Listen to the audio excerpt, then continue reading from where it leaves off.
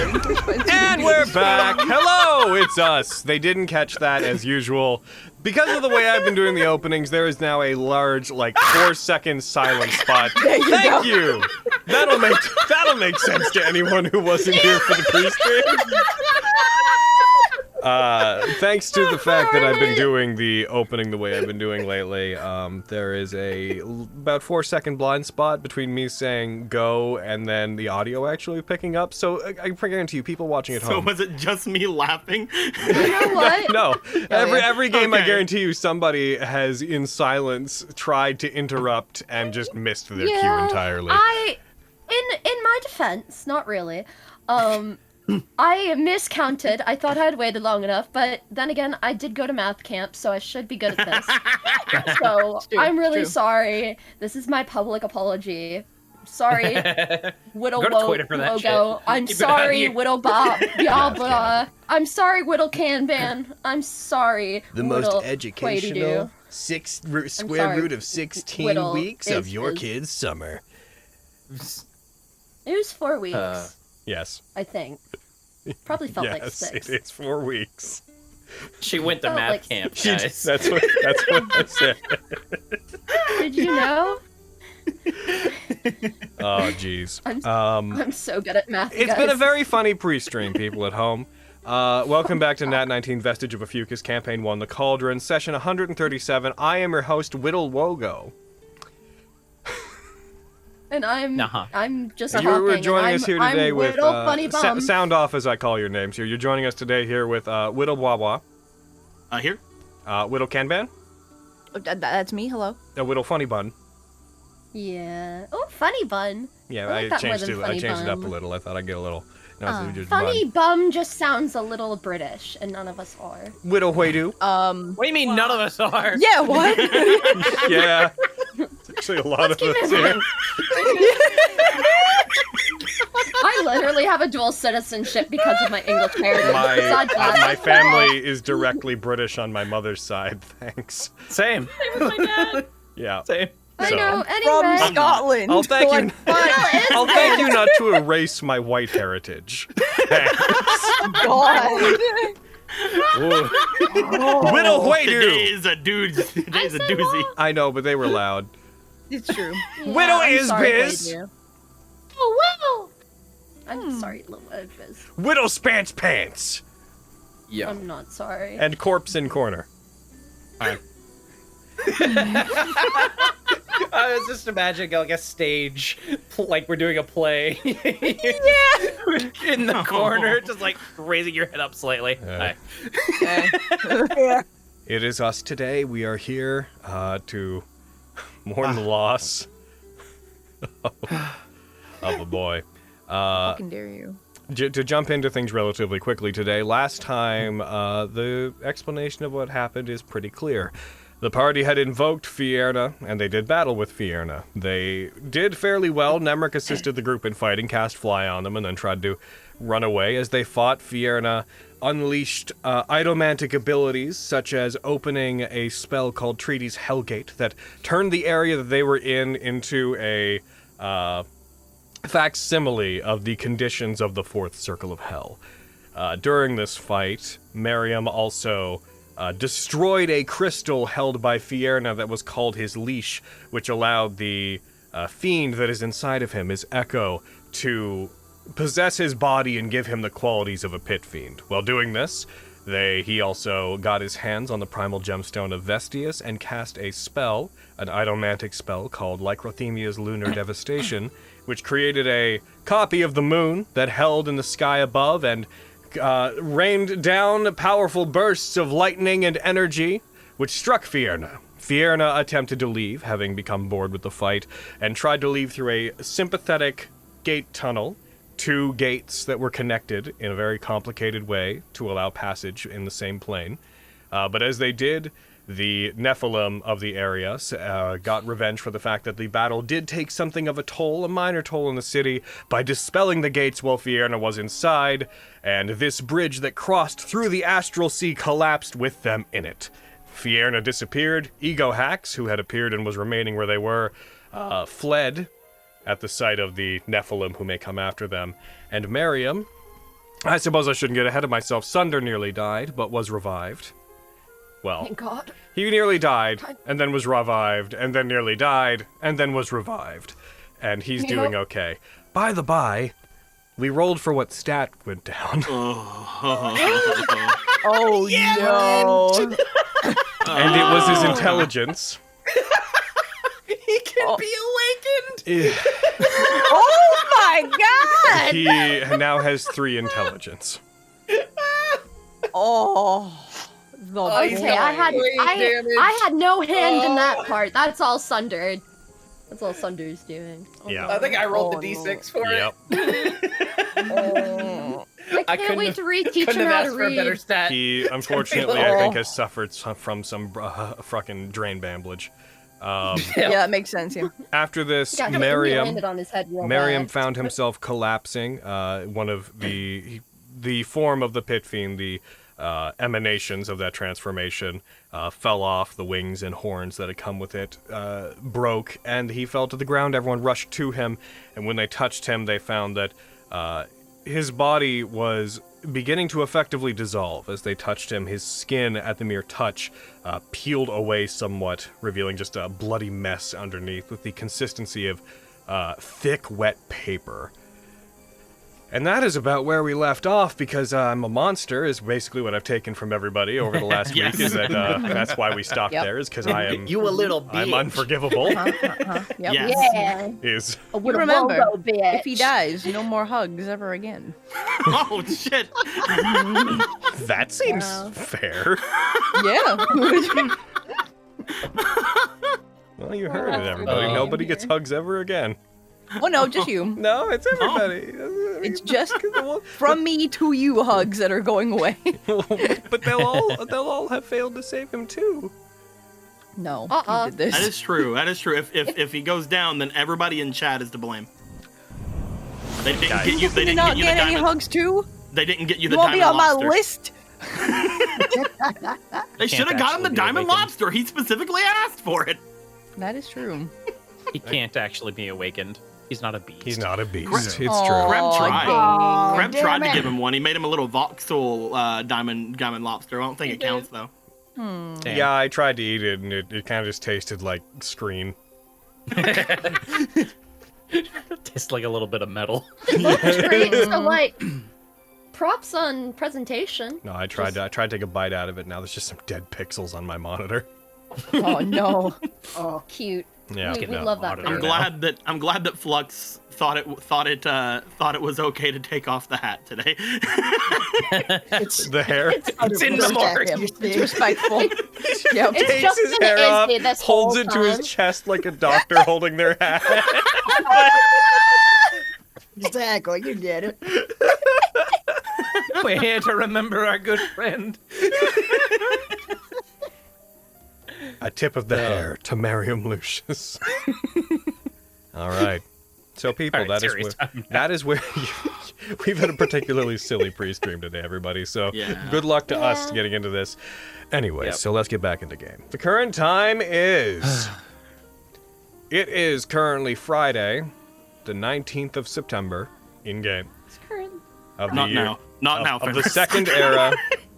The Oh, year is okay. 7:58, and it is about, we'll say with the battle, it's coming up on 9 p.m.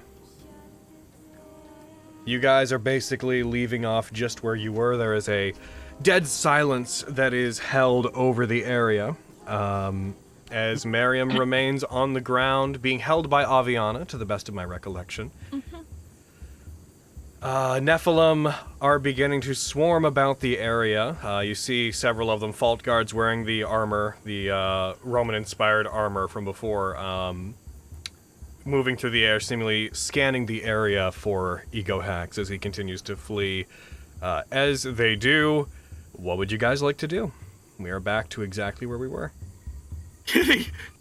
I'm gonna squirm my way over and give Miriam a medical once-over. Is he actively dying right now? Is he bleeding out? Skin's Roll barely me a looking. medicine Is this- check.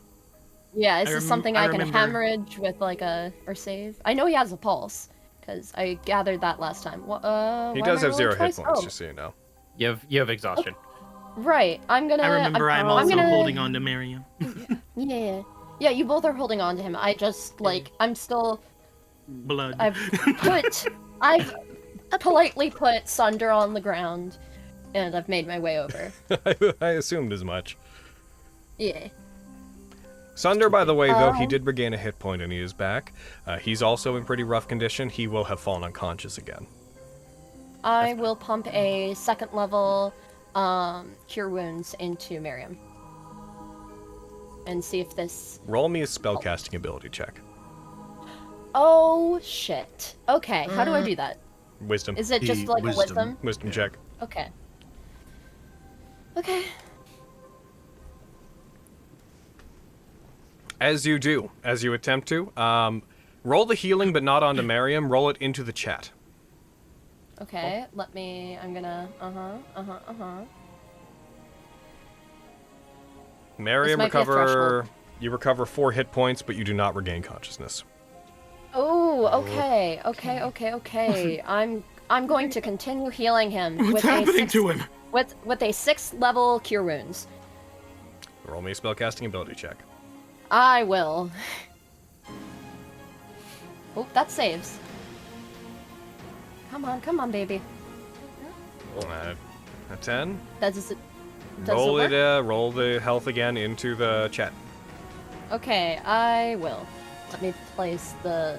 As 6th someone level. fights a JRPG boss off in the corner. I was gonna One say sec, it's hold on. very intense music. Oh, that's them fighting fucking the dude over there. That's me healing so hard right now.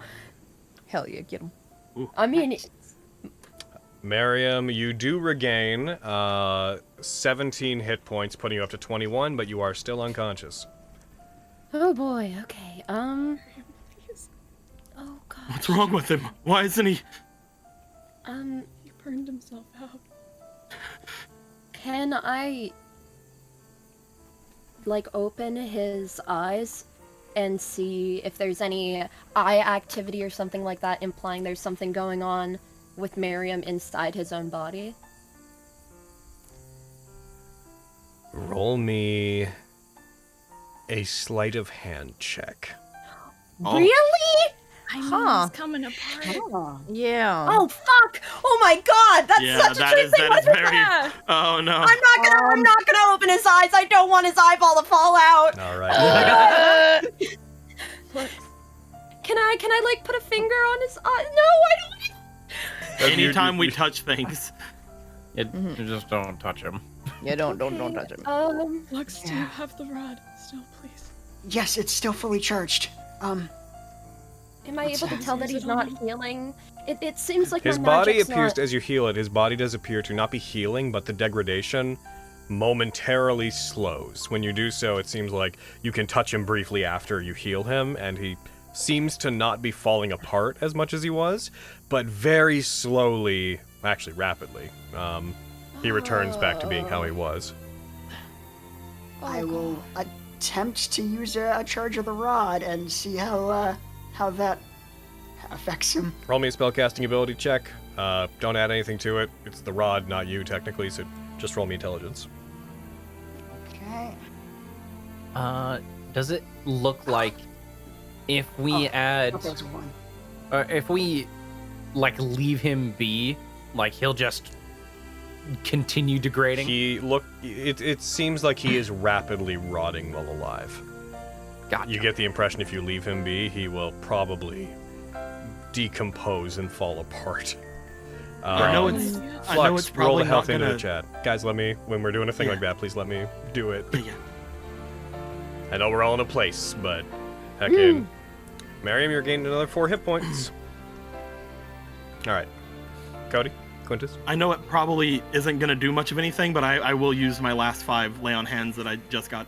For that, I won't make you roll. We'll just have that work. Yeah. He is basically clinging onto Miriam and trying everything that he can, but he does not understand what's going on. You find that all the healing you guys are pumping into him, the best it's doing is slowing whatever's happening. Okay, this calls for, I'm gonna fucking get out the scroll of resurrection. I'm gonna turn to, Sorry. Vogan is running off to go try and find one of the Nephilim, preferably like the guy in charge who cast the Dispel Magic. He would be nearby. He'd be up in the air, so he would have come down to land. He would be keeping a respectful distance, but he'd be within like 30 feet or so of you guys. Okay. I want to try and grab him. At least. Not like physically grab him, but, Yeah. you know. Can you help? Do you have any healers? Like, anybody who might know what's going on? It's hard to say without knowing exactly what is going on, but yes, we do have people. He's that melting. persist. That's bad. Do you have anybody who might be, I don't know, well versed in healing? You hear as very relatively close to you, Stacidi comes down to land. So a couple other Fault Knights that are with them, as well as Hecatiel, their attendant, also lands. As they do, Atlius is going to walk over. As they beckon them towards them, the group looks like they try to usher you guys away. They look like they're going to try to pick up both Sunder and Miriam. Don't touch him. Be very careful. As they do, Atlius is going to pump a 7th. Well, first of all, I'm going to roll the spellcasting ability check for them. That is a 17, so it'll still just be half. They walk over to you guys. Atlius is going to put a 7th level Cure Wounds into Miriam. Let's see, that would be...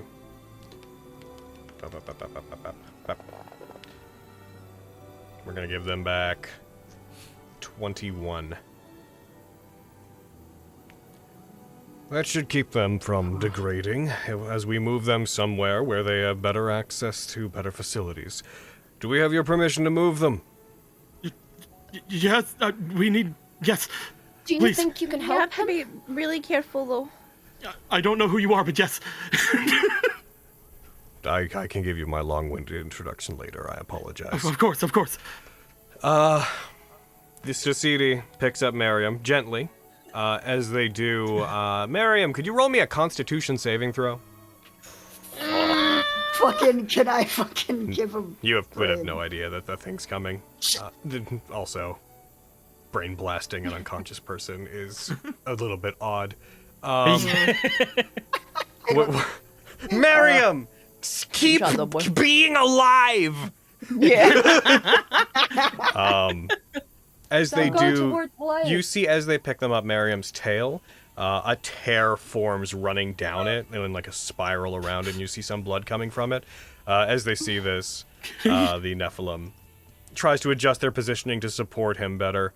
The wings come out, and they gently but rapidly take off the ground. As they do, you guys hear a momentary sickening as they go up, and as they fly up, something falls and cracks on the ground. And as Miriam is taken, and Sunder is also taken by them, you all inspect to see that what has fallen looks to be a fragment of one of Miriam's horns has fallen from his body to the ground between you and cracked into a couple of pieces as if hollow.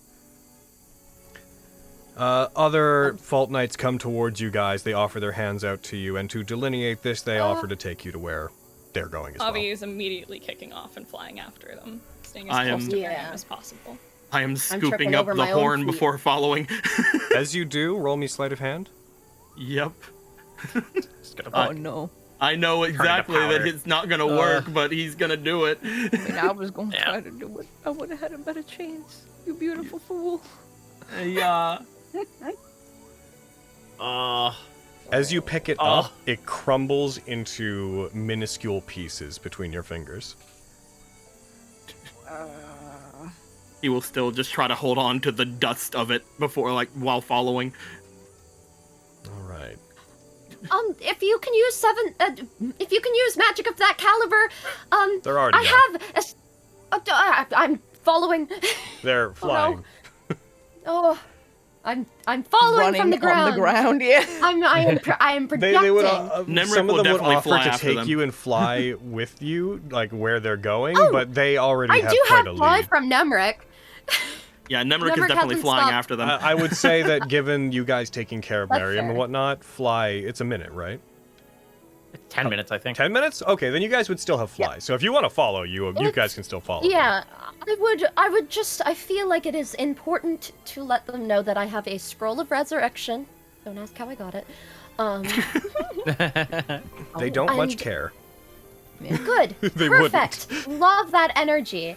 Me too. But if this is a dire situation and you can cast magic to that caliber as that heal that I saw, perhaps in case his soul needs, and she's just like offering it. As you fly, you see struggling to catch up with you in the air the radiant prismatic wings of Mercury, trying to catch up to you. I understand that you are concerned, but until we know what's wrong with him, that suggestion's not going to mean a whole lot.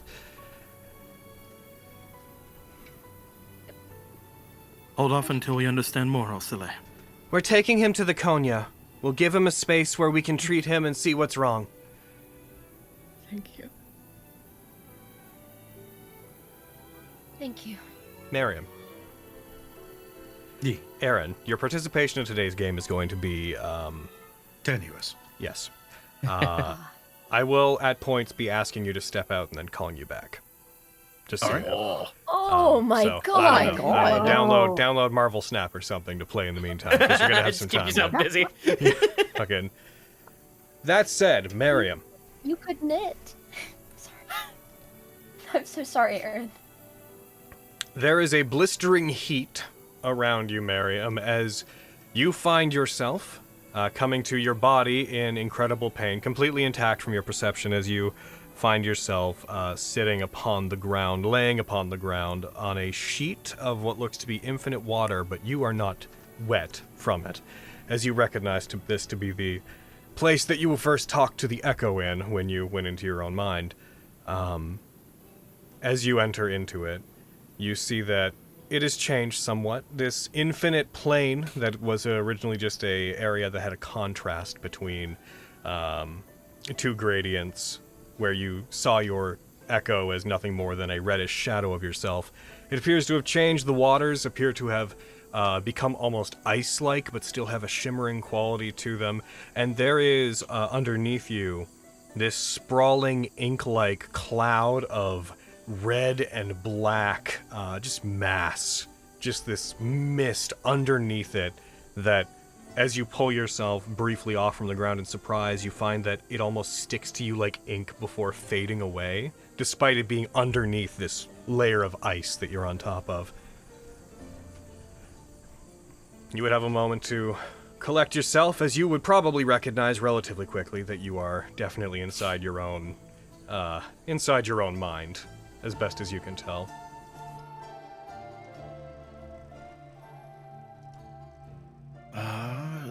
You wouldn't do a whole lot. He'd try and figure out more details about what's going on underneath the ice, or if he could get through it. But barring that, it's a void. You hear a voice calling out to you, not mysteriously, but it does echo, bouncing around erratically through the space around you. And as you hear the voice, you would instinctively turn to see, sitting rather casually, legs crossed on the ground, their body looking like a shadow of yours, just a red shade reflection of yours. But turned away from you, you hear, I would not wander beyond that shadow, not beyond that cloud. It is all I can do to anchor you here.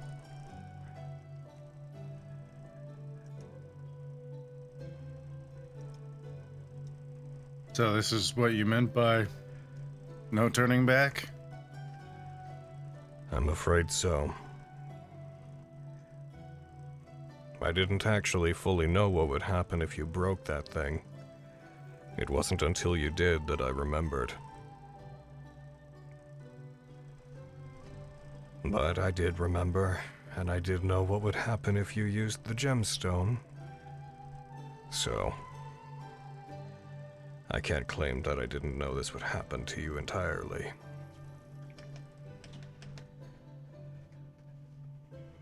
You're suffering from trying to channel too many forces that are beyond your comprehension. Beyond your body's ability to manage. I'm acting as a sort of, lightning rod right now. I'm trying to handle it for you, so that we might have one last chance to talk before the end of the road. You notice at this point, Mariam, that this inky cloud, they are at the center of it. You notice it is spreading out in all directions from them, by about 40 feet in each direction at this point. Step out beyond that and you will unfortunately see the end of all this. This is an area that I am using to try to soak up the adamantic radiation and the damage that is happening to your soul. I'm afraid your soul is burning.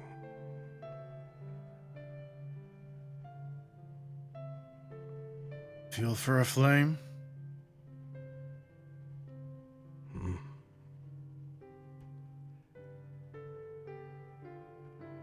Well, then let's talk. Sit down. You start to see outside, or passing within this area of shadow, you start to see different humanoid figures that just appear completely featureless. They almost look like, imagine Anti-Spiral from Gurren Lagann, but without the static TV image. Just these silhouettes that you can tell are humans or humanoids. I'm gonna go ahead and turn off notification sounds right the fuck now. Just gonna kill them. Just gonna take them out. The noises are too happy. Gotta get rid of them. Here they go. Kill them dead. Gotta make them die. They're dead. Thank you for the follow. But you can tell there's various figures walking in and out of the area. Always a little bit on the edge of your vision. You like stories, don't you, Mariam? It's basically all I do, so yeah, I would say so. As things wind to a close, would you like to hear one? Yeah. It's a bit long. Is that a problem? I don't think I have anything but time. You see above you in the sky a reddish ruby light begins to slowly expand out with these ruby red rays, slowly bathing the area. It's quite beautiful. The world has no place for men like us, I don't think, Lucius. Not as we are. Not as we were. You hear a thunderous cracking sound from behind the two of you. Once, a long time ago, the gods fell. Titans from beyond the stars trampled them into dirt. The devils and demons of their realms rejoiced, because surely they thought it would be their time. Archfiends came to the unmarked world, and they challenged those titans. I believe you already know the titans of which I'm referring to. In the Grand Primaries. We will break them, they said. We will subdue them. No sooner did they boast of victory, did they wail in defeat. Some were erased from the world. Some retreated, wounded. The devils who remained sided with mankind for a time to fight those titans, and the hells suffered for it.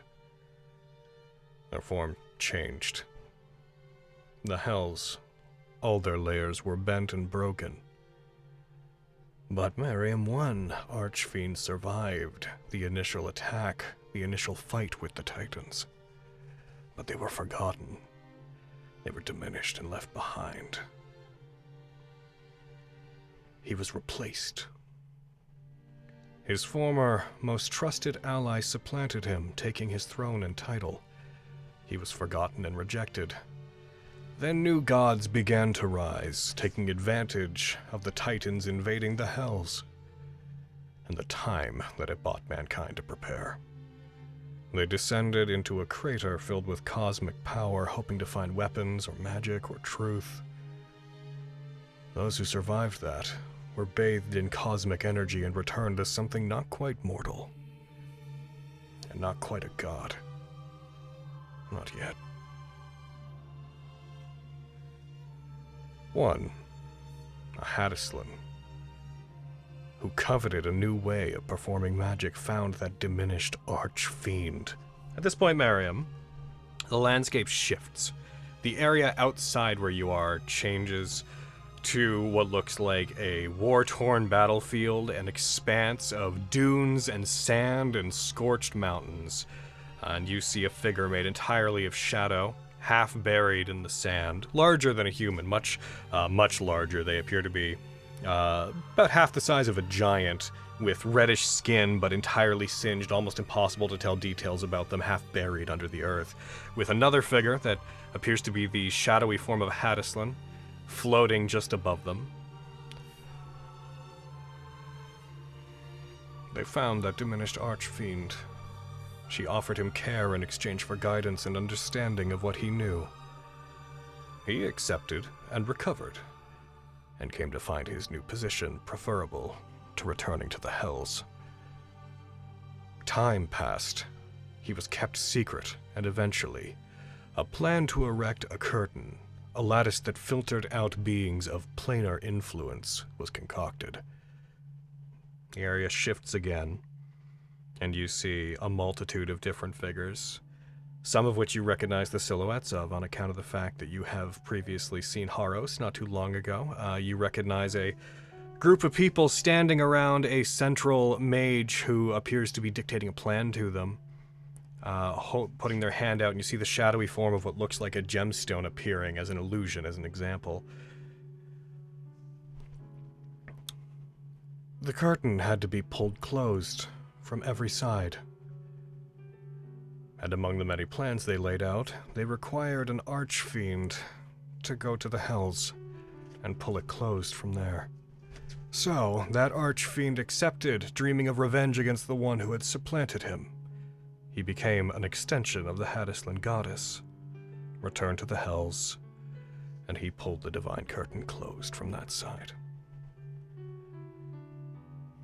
You see images of a ruby gate being sealed, becoming opaque, of them this individual cloaked in a very large, ornate, reddish cloak, stepping through into what you recognize to be the fourth circle of hell on the other side. And then light. The imagery changes to the other side with all sorts of fiends charging them down, striking them, a battle between them as this individual fights back against the forces of hell, but is eventually subdued and chained. The imagery in front of you changes once again to the area you recognize as the diabolical court where you were once chained, where this individual, this shadowy form of them, is now tied up and chained in the exact same way that you were when you went there. In the days when Asmodeus ruled, that archfiend would have been tortured eternally. He would have been broken and punished, made an example of. However, he is a shell now, hiding away from the others in his pit. The true ruler of the Hells, this archfiend's usurper, controlled his fate now. She reduced him to a crystal heart in secret, obscured his identity, and in time used his connection to the curtain to play a part in trying to make a living key to open it again. You feel a warmth in your own chest when he says that. That archfiend's essence was a frame that would accept the Star Ruby's power. It was cut up and put into children, donated by a forgotten Dreadlord. Things become cold. You feel a cold wave of air wash over you from behind. The scenery once again changes to dark. You recognize the same lab that you once saw in an old vision of children in what look like coffins with glass cases on them, all being subjected to this arcane blood red magic that is pouring into them. Most of these children being human. You recognize magic being poured into them, drawing arcane symbols into their skin. You see in many of these coffins individuals whose bodies have begun to fall apart, collapsed. Some of them look like the skin and muscle has fallen entirely from their bones.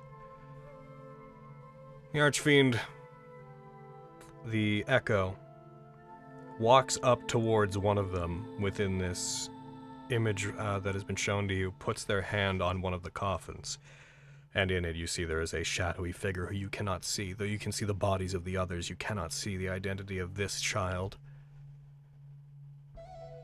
The soul fragments were too much for the children, and they died most horrifically, each taking a fragment of the fiend's soul with them. And in the end, only a handful of survivors remained. Even so, they had been failures. Or so it was thought. They were released into the world, discarded by their creators, their memories wiped. They had yet to ripen. The radiance of the gem had yet to settle into its frame, and only years later would it mature. Everything that's there begins to peel away, and you are once again returned to that realm, that infinite ice, and you notice, Miriam, that the radius of the shadow around them has reduced by about 7 feet in every direction. The Archfiend's part in this is symbolic. In the old world, they were a duke, a lord. Now they would be nothing. They are a thought. They are an echo. In this world, the Duke of Lies remains sealed away, recovering from ancient trauma. The daughter of the Fourth has been cast into the astral sea by you. In a shattered gate, the Queen of Dragons is severed. As he says this, you see the Tenebros, you see visions of the Lady appearing around you in their draconic forms. They have been severed. Reduced to new fiends that know her only in spirit. Even the titans that crushed our world no longer stand. This is the end of that fiend's story, Miriam. That fiend gave everything at once. His vessel has cracked. You hear the sound of ice cracking underneath you. And nothing can stop life from pouring from it freely like water from a breaking dam.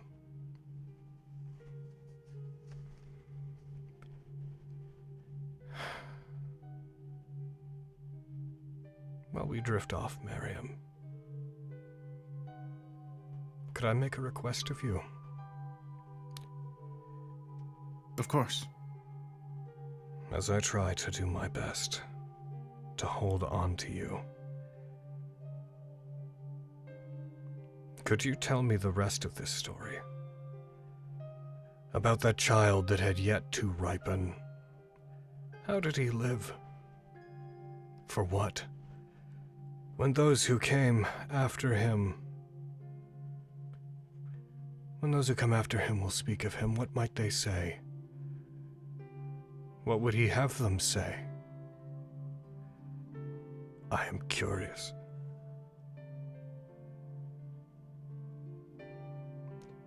That story might take a long time. We don't, unfortunately, have all that long. Miriam, Aaron. Yeah? I'm gonna give you some time to think about how you want to do this. Get into one of the dungeons, friend.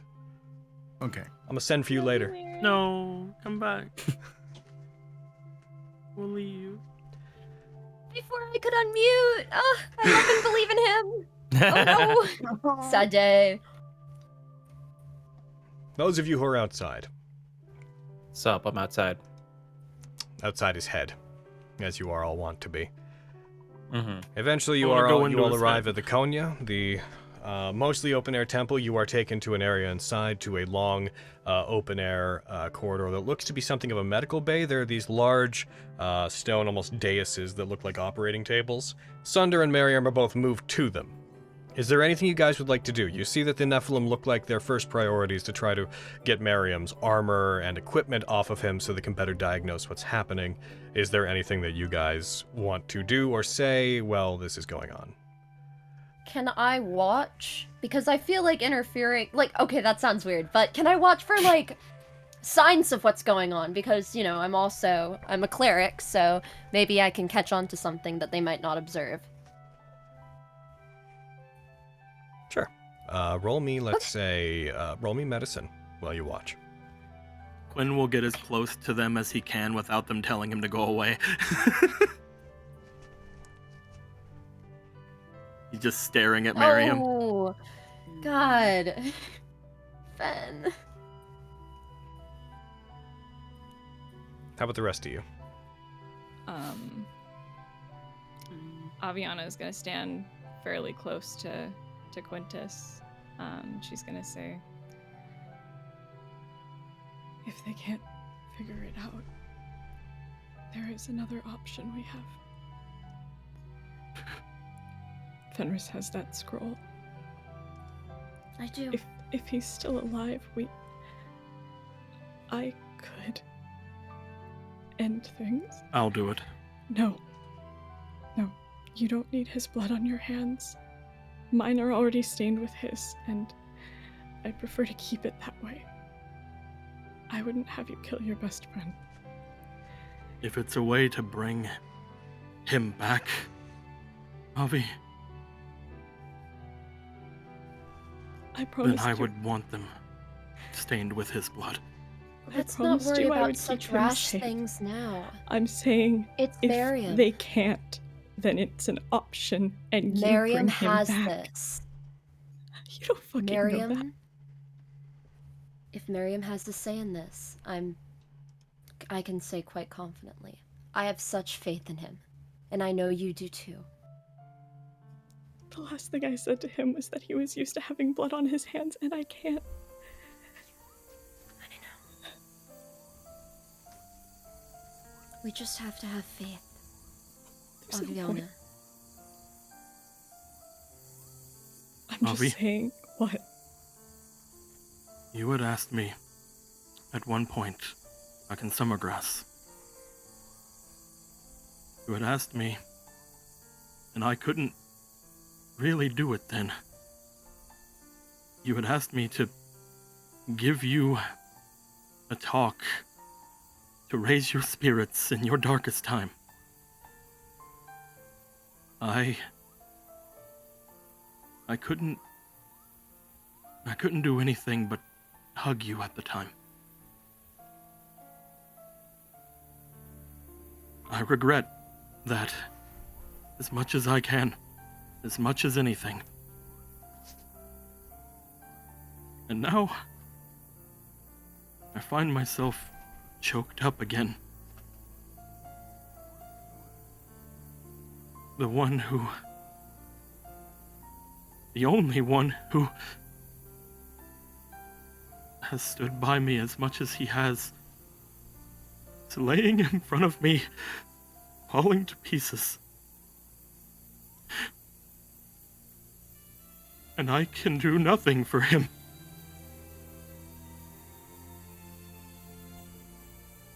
If there's anything that can be done, I hope that I can be the one. But if there's anything any of you can say to me right now to help, I am all ears. Oh, Quinn.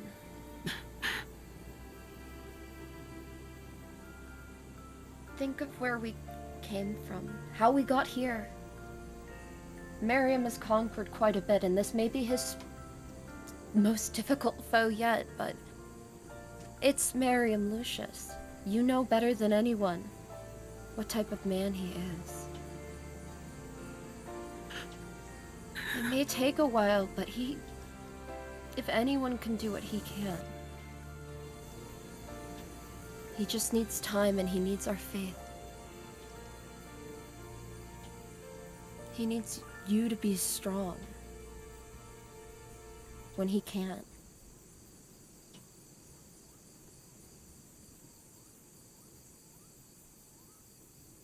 You have to shine light for him to see through the darkness, you know? They're doing all they can, but I'm going to try and... We shall cross that bridge when we get there. Pontificating on it now would just bring undue pain. You hear a wet, striking sound coming from the direction of Miriam as you realize that as they have finished removing his armor, leaving him mostly shirtless with just his pants on, a section of his tail, one of the wounds that had run itself down it, has widened enough that his the end of his tail, about 2 feet of it, has fallen from the body, has pulled itself and hit the ground, and in its place it has fallen apart like rotten meat. Miriam! I have regenerate. I have regenerate. We can fix. We can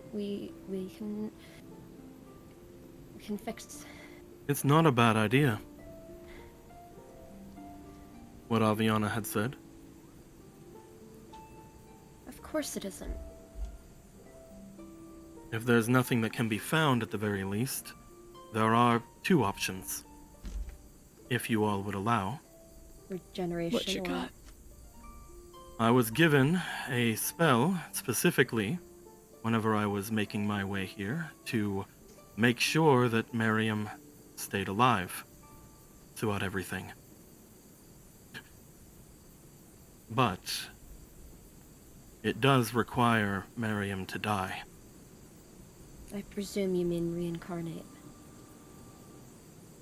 Perhaps it will have some sort of effect. It was meant to be cast to save him in a dire engagement, though I cannot, since I do not know what is going on with him, I cannot say for sure. If all else fails, I am ready to attempt it, if that is anywhere on the table. Though there is obviously more going on here than we know. That was my concern. I fear that this may not just be a battle with his physicality, but a battle with his soul itself.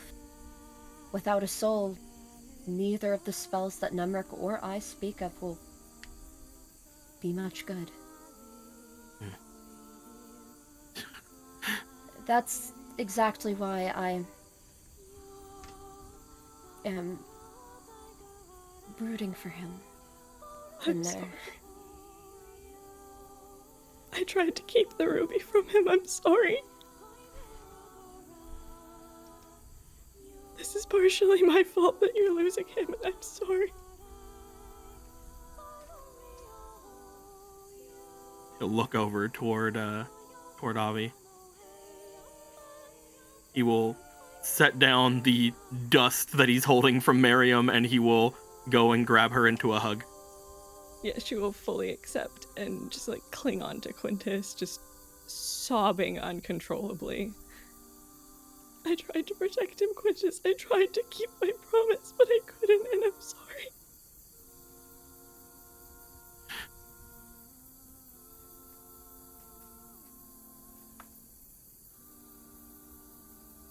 He just remains silent and is holding her head close to him. Yeah, she's just scream sobbing at this point, just holding on to him. That's What are the Nephilim doing with Miriam now? Can I? Yeah, Nem's just check in? watching, At seeing this what's going point, down. They're trying to make as little physical contact as possible, because when they do, you do see sections of the body separate. He has his body seems to have the resistance of tender meat at this point. At a couple of times when they put their hands on his chest to try to... Logan, you're killing me here. Sorry, continue. When they put their hands on his chest to try to take his condition, to try to see how he is, when they pull it back, though they're being gentle, you see that the minor contact that they've left has left an indent and some scrapes pulling back that look like he's been horribly scratched in the spots where he was touched. blood Terrific. I love it. blood that is blacker than it should be seeps out from those places, as well as from the wound on the tail, the exposed bone at the center of that tail. You notice that his fingernails are withering. A couple of them have all but fallen off at this point, and one of his horns has begun to crack and slide slightly out of place on his head. Okay. They do so. They eventually break off. Given some time, they would break off from him, and they would come over to you, Mercury specifically, with a solemn look on their face. We are trying our best, but I know. whatever is going on with him, It's deeper, isn't it? That was my suspicion as well. it is difficult Since to pin down exactly what it is, but it seems like the body is being ripped apart. Like it's whatever he did when he was fighting with all of you guys. I'm not exactly sure what went down.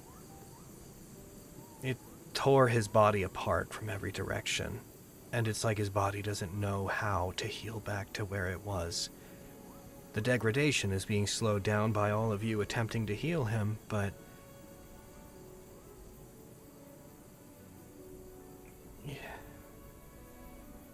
is there any way we can get the body to remember how to heal itself? Do you think, or if it's an internal struggle, any way that we could aid his soul? that is quite beyond the purview of magics that we have access to. We don't. If it is indeed the result of his soul being damaged, if he did something like... I am unsure if we're allowed to talk to you about things at this depth, but he does show signs of idomancy poisoning. What is that? Miriam.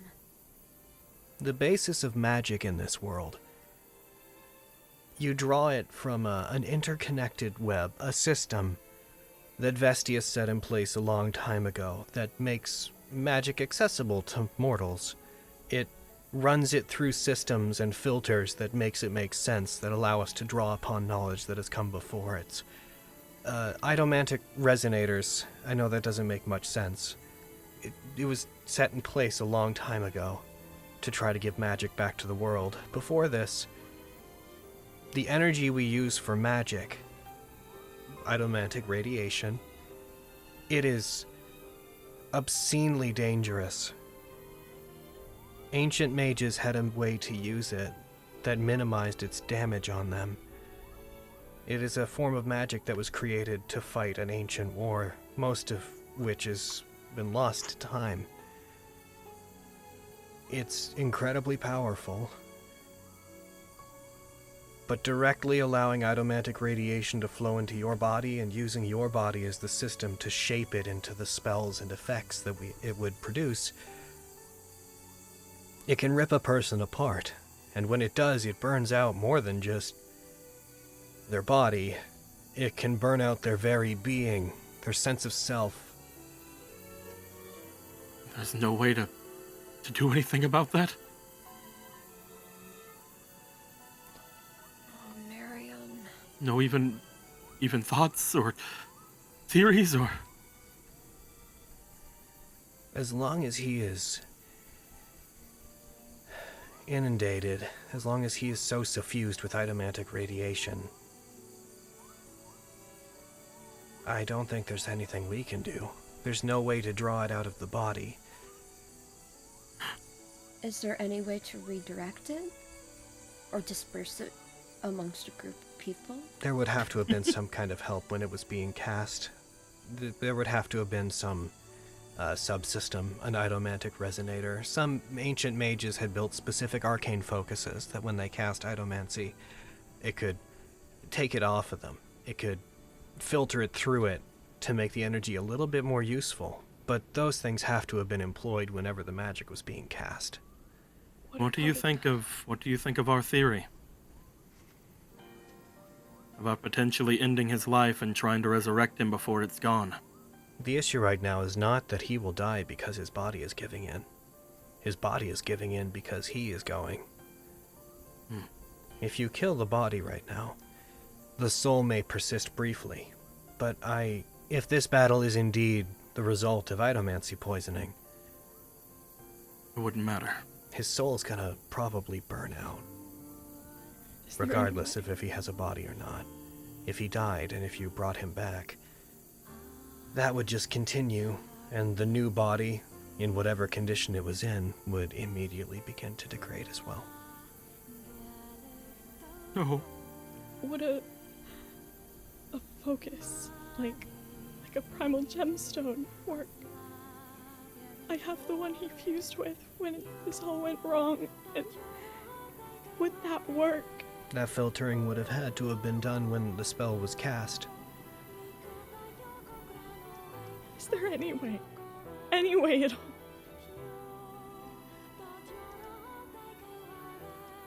It is for this very reason that the gods buried itomancy.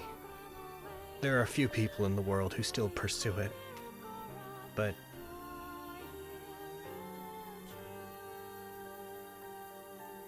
I'm sorry. I really am. There's nothing that we know how to do that can help him, apart from... There is a remote possibility that he might survive, if his soul's strong enough to filter it all out, but... What about that other one? The one that was kidnapped? He knows everything about this place, right? Kalatis? Would he know more than you? Yes, but... Is there any way to hold him down? To keep him here until we go and rescue him? I don't think we have that much time. It would take a week to get there. There has to be something we can try or attempt. Miriam's soul has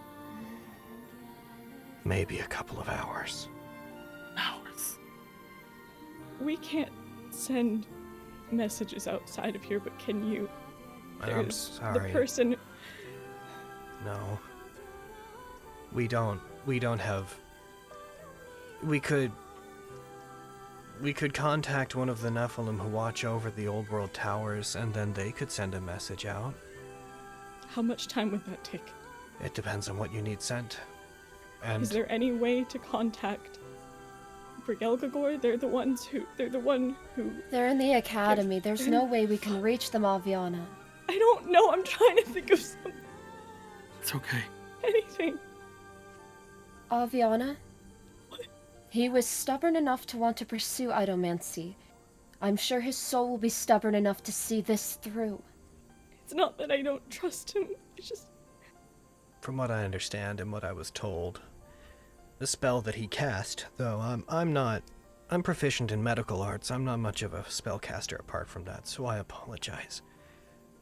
But at least briefly filled me in that the spell that was cast was not just any itomantic spell, it was Lycrothemia's Lunar Devastation.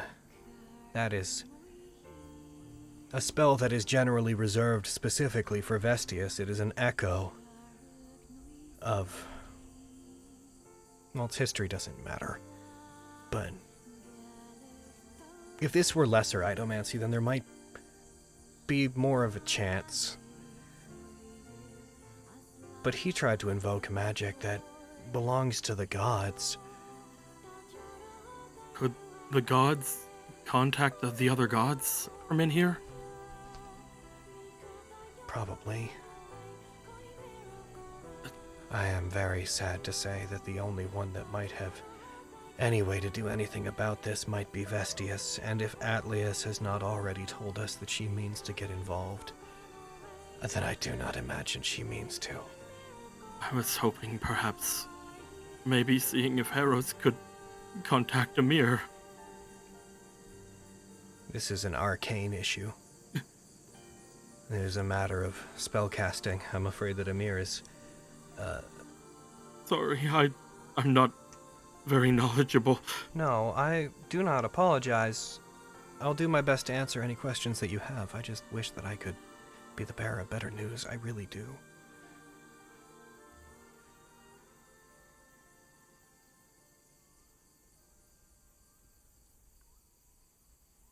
I'm gonna call back Aaron.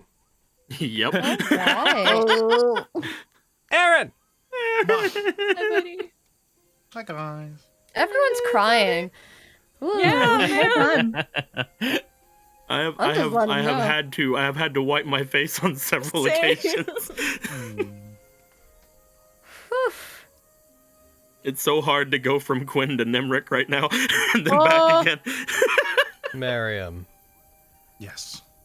you hear the faint echo of voices. You can't tell what any of them are saying, but you do hear the distant, hollow reverberation of words spoken. Possibly by those you know, possibly not. The voices seem almost indistinguishable. How would you like to respond to the echo's request, if at all? You wanted to know what kind of person that key grew up to be? I would like to know their story. I would like to know how they would imagine their story ending. Their story is the end of mine, after all. And I'd like to... one final time, I'd like to be told how it would end. Be given that courtesy. Well, I think their story would be told someone who liked to break the rules a little more often than not. Yes, And someone who protected maybe a few others a bit more important than they are. It feels like you are skipping to the moral. He sweeps his hand. As he does, Miriam, you notice that once again, that shadow has reduced down to about 20 feet surrounding him. As he does, as he sweeps his hand, you see the scenery changes to the distant dunes that lead away from what you recognize to be the Mithril Dive. You see it is the dead of night. There is the mountain that constitutes the mines off in the distance, heading off in the other direction. Mount Karna, the massive volcano that is one of the defining features of Grey Rock, and along the road carrying a satchel and appears to be the shadowy form of a young man that you can tell is you. From the beginning then, huh? Oh, You also notice sorry. as this happens, the shadow, the red shadow, the echo, their appearance seems to have changed somewhat. It has become more solid. And you're starting to see details that resemble you, but with reddish skin. For the first time, they seem to have the beginning of actual qualities to them. And as you notice this, you also notice that your own body seems to be blackening.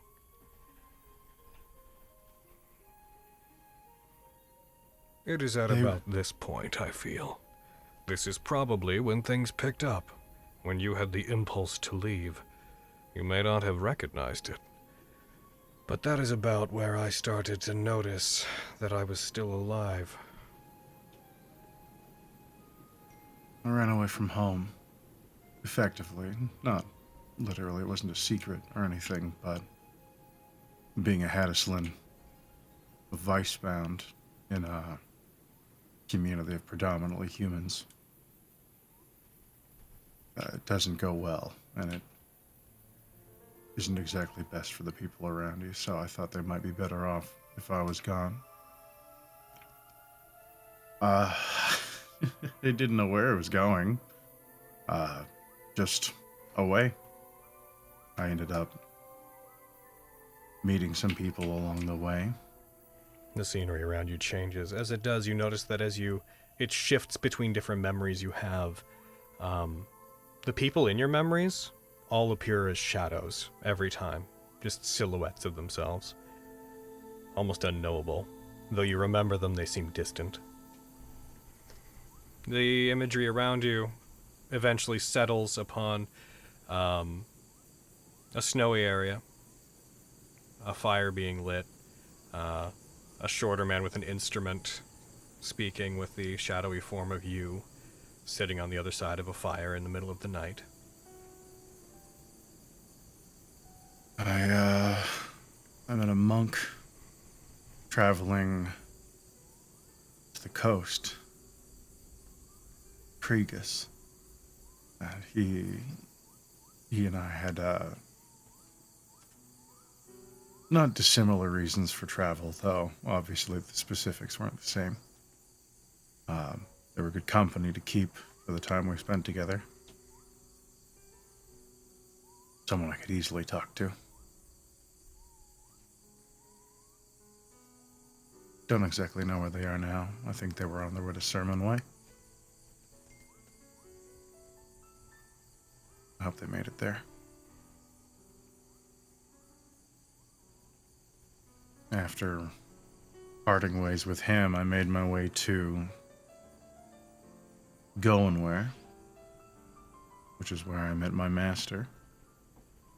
He picked me up when I was busking on the side of the road to make some money, trying to get enough together to get myself an inn or something for the night.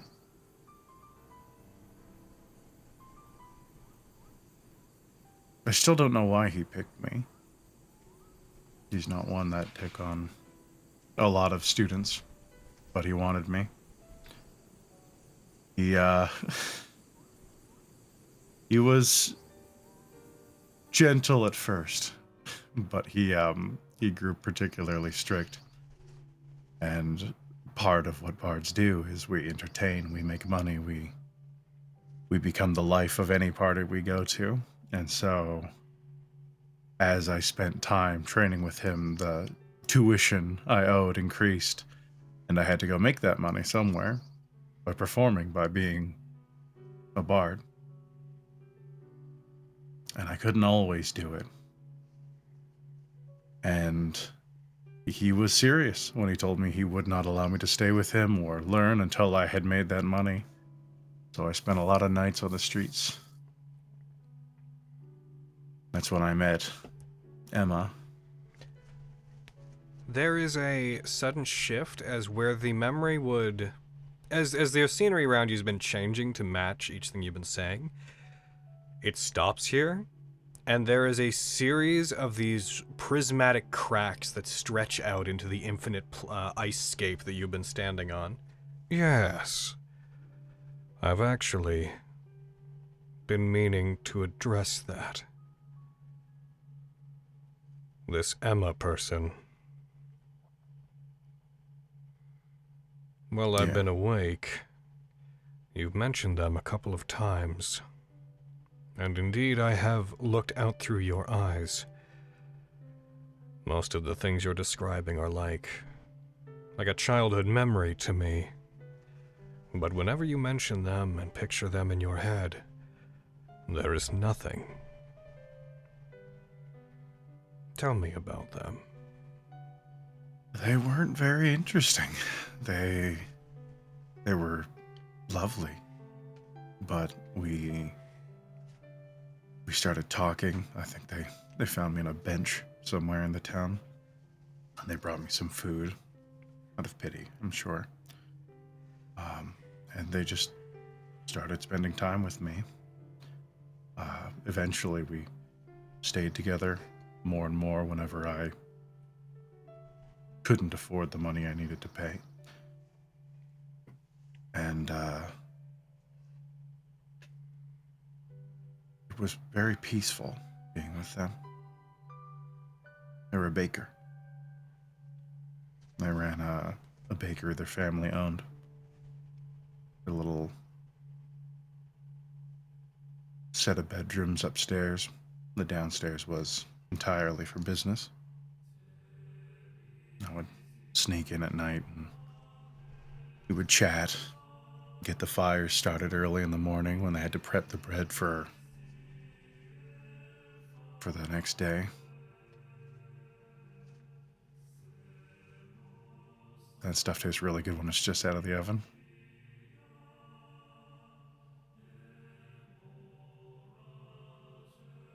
we started seeing each other more seriously, I guess. But then one day, I don't know exactly when, they just disappeared. I asked around, I looked for anyone who might know them, but nobody who ever saw us together or knew her could even recall she was ever there in the first place. So I just figured maybe I went crazy for a little while. I do not believe you went crazy. And I do not have any answers about where they went. But I have no memory of that time either. Apart from one fleeting feeling, one vague recollection. One that does not make sense. She was very warm. She's a warm person to be around. It might interest you, Miriam, that during that time, I have memories of directly speaking to them, but I have no memories of them, and I have no memories of what we spoke of. That area of your mind is locked away. There is a mirror. He puts his hand out and you see the ice underneath you is reflecting the scenes you're talking about, but the scenery is not changed. There is a mirror, there is the underlying consciousness, the idea of what happened. And it is constructed in a very firm way. Memories are lucid. They change. But this is still and sudden. It's rigid. These are all the signs of your memory having been tampered with. From this perspective, all of your experiences with her have been fabricated or modified. And the idea that I would speak to somebody at that time is ridiculous. And the idea that my mind could have also been changed, equally ridiculous. This has loomed over me when I've seen you talk about them. Something modified your mind to such an extent that it appears to have invented an entire history with a person to replace whatever happened at that time. I had thought maybe you knew something about it that would satisfy my curiosity. But I'm afraid I am left only where I was when I began. More questions than answers. That is how some stories go, I suppose. Some things remain unanswered.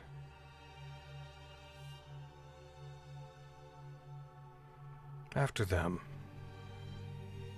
I completed my training, and with them not around to keep me tied anywhere when Master Styrius took a more aggressive trip towards the inlands of the land away, I accompanied him to several of the parties at the Valor-Built Estates, which is where I met Quintus. Yes. Your mind changed after that point considerably and rapidly. Yeah, I mean, they were the first fast friend I had made. Keep my name out your goddamn mouth. Really, I mean, I guess ever. There was always people interested in the Vicebound, the Haddislin of the Mithril Dive, even when we were young, but I was more a curiosity than someone to actually befriend. As a thing to be played with. Quintus was one of the first people genuinely curious about who I was and what I was doing. I actually spent the first 2, maybe 3 times we met trying to fuck with him. That is fair. I would also have fucked with him. But he he and maybe the booze and whatever else was available at those parties maybe got through to me a bit faster than I had intended. And I figured maybe I'd stick around for a little while.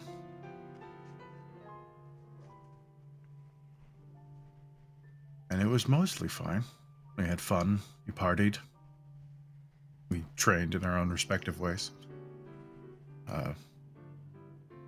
The image changes to that of you guys shirtless deep within the path of a swamp as he looks around.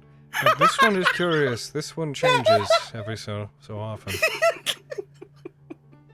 Yeah, it's that one's a bit fuzzy. I couldn't give you the hard details on it. We had a lot of really good times.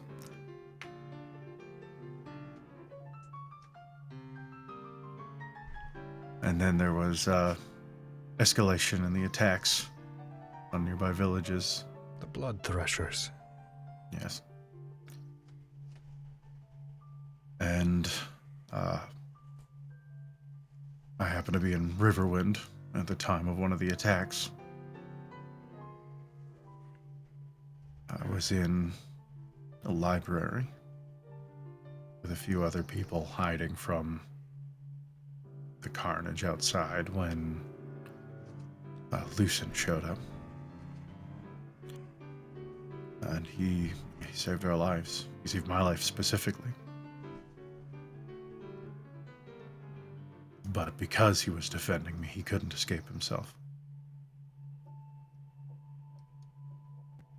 A major turning point for both you and Quintus. Lucent ended up in that position because Quintus had flown off the handle. He had made a decision, a tactical decision that went awry, and their defense of the town could not proceed the way it was supposed to. Trying to do damage control, Lucent came to your aid, and he lost his life against the Night Slayer, the leader of the Blood Threshers. To my vague recollection of your life, that is in fact how he acquired that title.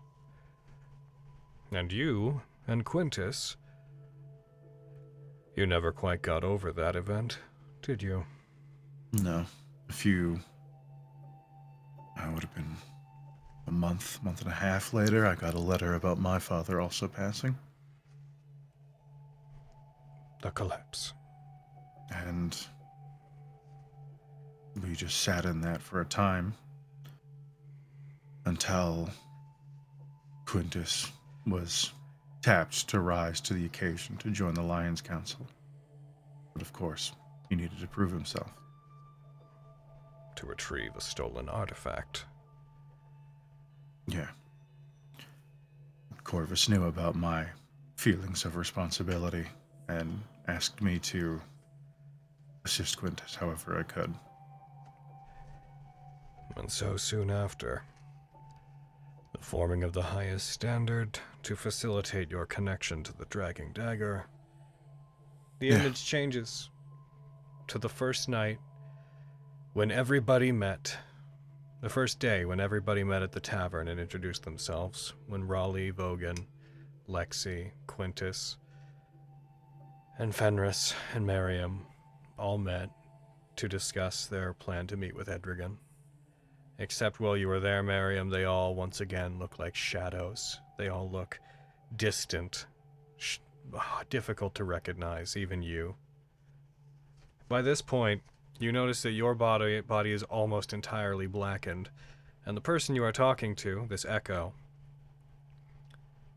they have begun to look almost identical to what you would think of as you. The black shadow that emanates out from them is reduced down to 7 feet.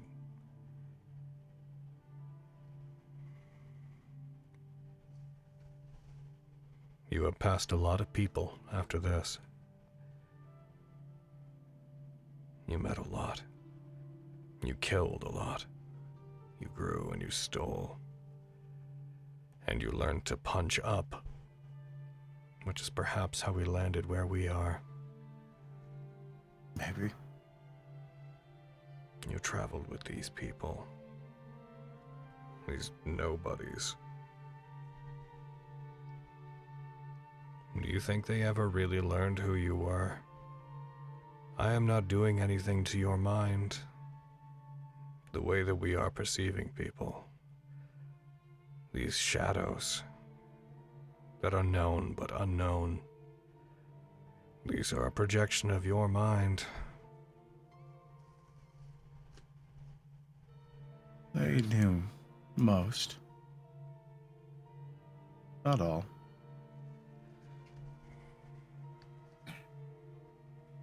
Like a puzzle where you don't have all the pieces, so you only have the ones you can give to people. They could surely all say the same thing about me. Some of them go out of their way to avoid questions about themselves, even after all we've been through. But more than anybody else, that much I can say is definitely true, other than maybe Emma, but I don't know what I know about Emma anymore.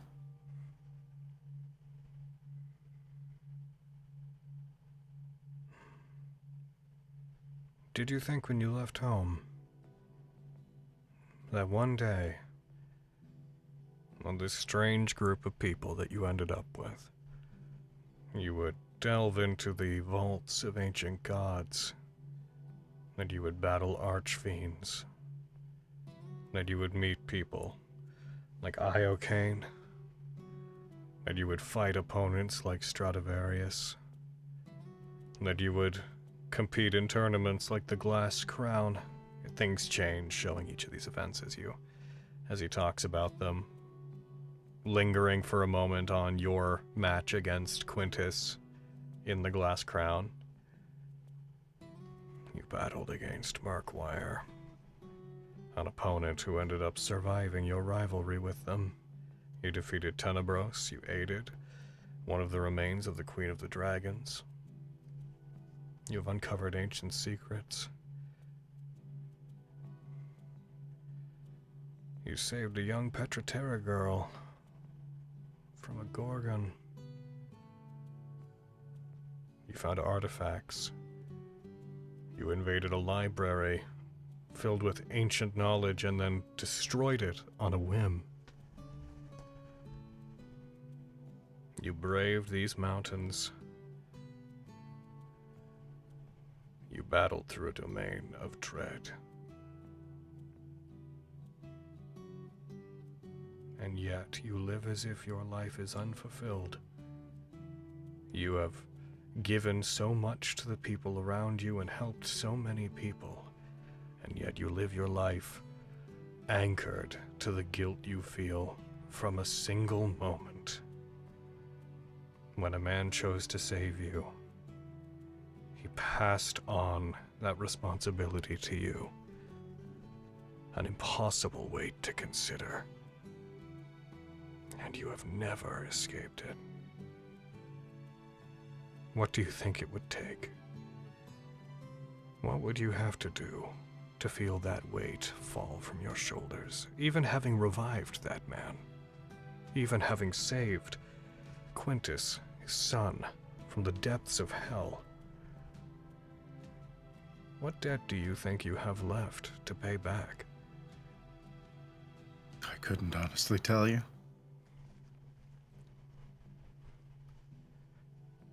I'd like to speak with him.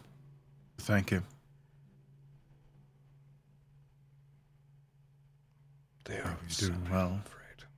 Oh, of course. No, that's not a request. Just a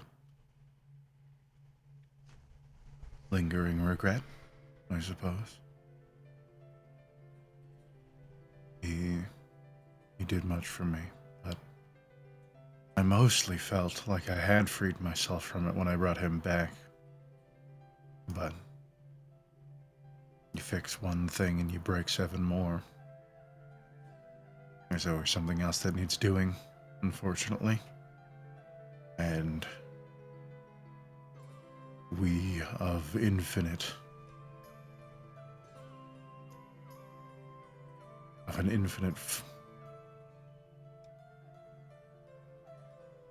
capacity to break and age will always leave behind regrets, I suppose.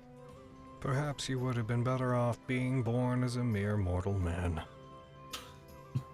Maybe then you could feel better about yourself, if you were as pathetic and weak as they were. I would be quite boring, I think. Happier? Maybe. But This has not been the tale of a boring man, Miriam. definitely not. I'm many things. Boring is not one of them. You see, once again, everything, as you're talking, seemingly randomly changing, going to the various scenes, to the Underdark, to the drow you met, to the fight against Stradivarius, to the conquest of the Skywall, to key battles in Honokuni.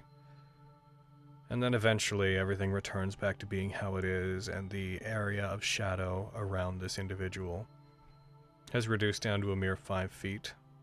The area outside of it appears to be bright, blindingly bright, almost. When you look beyond it for a second, not realizing how far you are from it, you find yourself just outside of it, and you recoil as you find leaving that shadow burns you.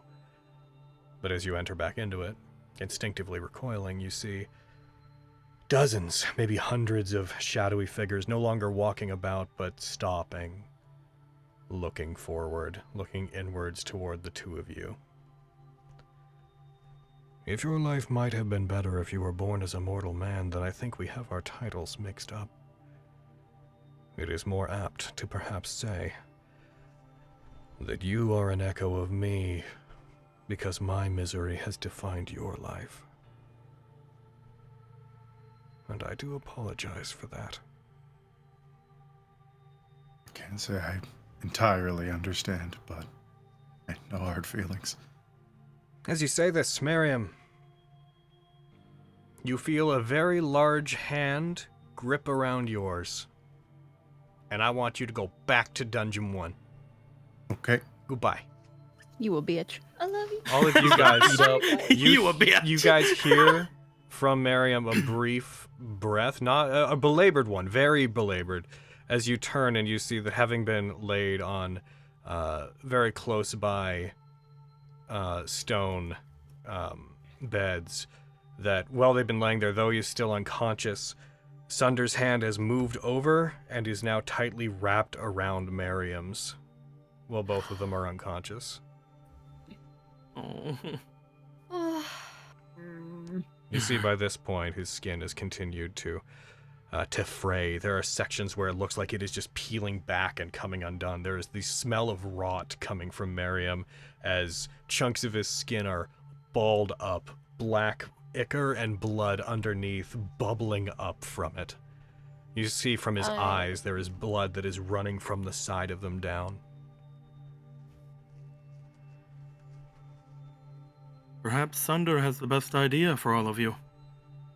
Yeah, Fenris is going to immediately move forward, plop down in between the two beds, and put her hand on Sunder's hand that's on Miriam's. Too scared to fully touch Miriam. Come on. You can do it. When we'll look down at Avi, look back over to Miriam. Yeah. Starts moving Avi over there. Yeah, no. Come on! Tell them no! No one can have you yet. Come back. Stubborn. Be as stubborn as always. As Sorry. Avi and Quinn get to Miriam's side, Avi's gonna pull out the ointment, and she's going to smear it on her hand, and just place her hand ever so gently on the underside of his hand, as if to take it, but just enough to press the ointment into him. She knows he's coming apart, but Roll it's me the a least she can do. Roll me a perception check. Also, while they're doing that, Flux, Lexi, and Vogan, I would like to touch base with you guys and know what you're doing during this. What a good question. Yeah. I imagine Oh, Flux generally, like, strong emotions are hard, and he definitely feels like I need to be useful right now, so I think he has just been keeping out of their way, like, not wanting to intrude on their moments, and just, like, going over, like, everything he's ever written down, looking for some magical insight of, like, how to fix this problem. Like, surely we've learned something that can give us a clue on how we could purge idomantic radiation from a soul, or something, like... Nimric is keeping away, but upon seeing Flux, like, just doing that, he's gonna, like, start just kind of bapping, nudging him over there. Get over there, go. Go. you doing things. Sorry, what? Go with them. Go. I sure he's Yes, so fragile. go. He wants you there.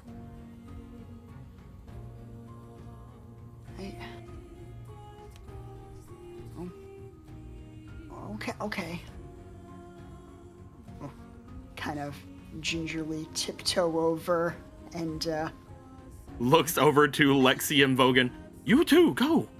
I'll reach up and like offer Flux to put his hand on my hand, so that he doesn't have to worry about being in contact with Miriam. and I think he's got like the rod in the other hand, like just in case something falls off, I want to be ready to fix it. Just like trying to nudge Vogan, but Vogan is so much stronger than him. It's true. Like, go, get over there. I don't think Vogan moves. Carrie, you say your thing. I have to let Barry back into my room. Hold on. Oh no. Oh, good. Start growling in Carrie. a second. Yeah.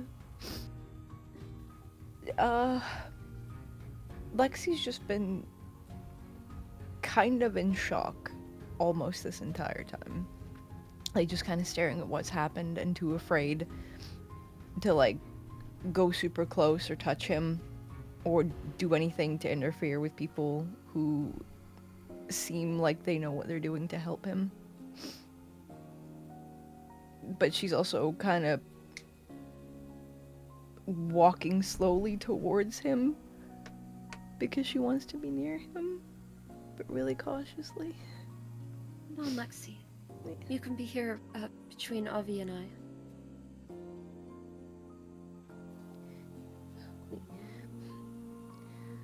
We all should be here.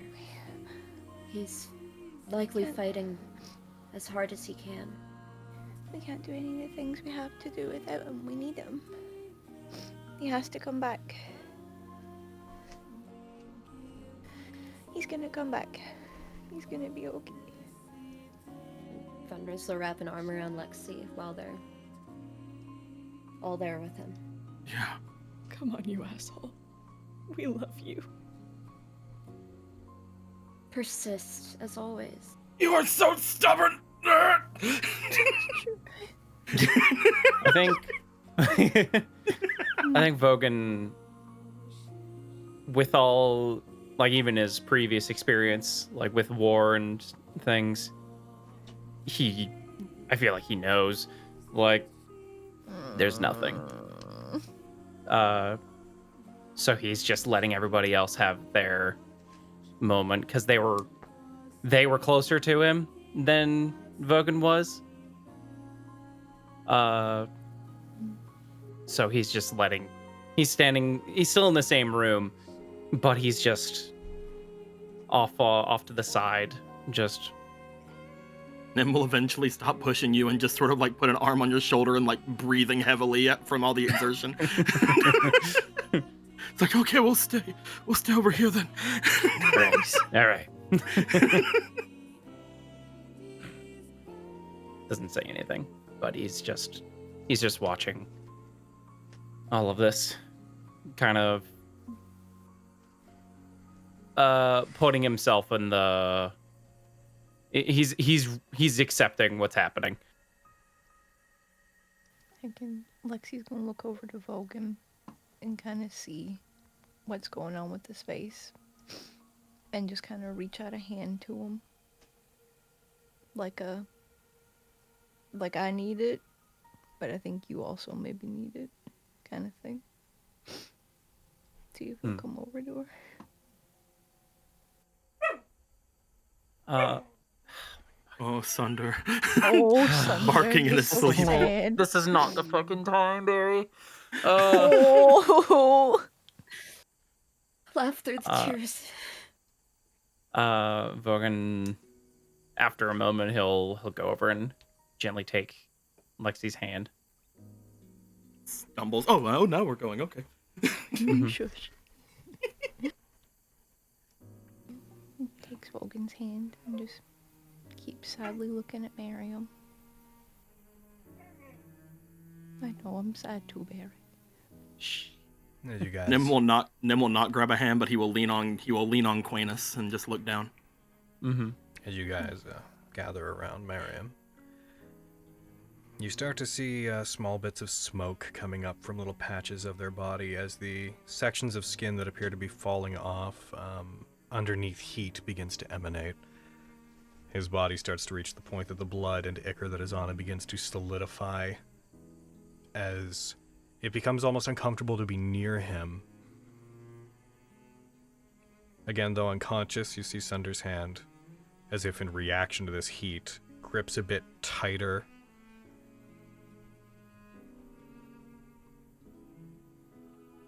The horn that was disfigured on Miriam's head cleanly falls off of it now, pulling a chunk of skin off the top of his forehead and streaking down his face, leaving almost what looks like a half of a mask, underneath which there is just blackened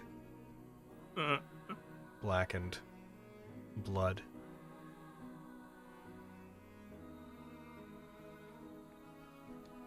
Kitty.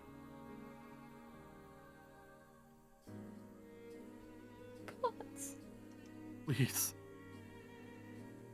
Please, Kitty. Miriam. Miriam, please. I think Vogan puts a hand on Quintus's shoulder. Just not saying anything, but he'll just rest his hand on your shoulder.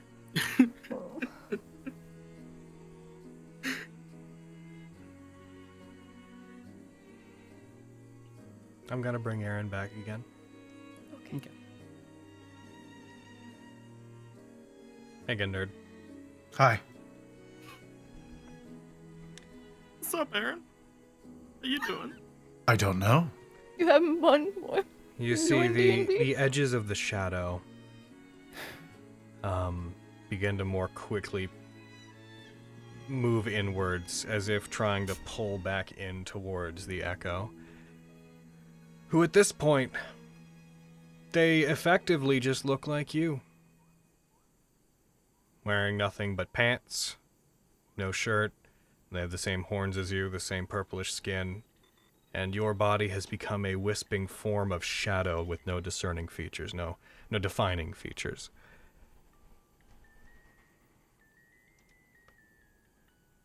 I think I'm at about the end of my rope.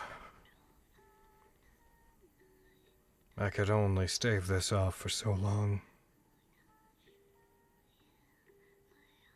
I could only give us a moment of sanctuary.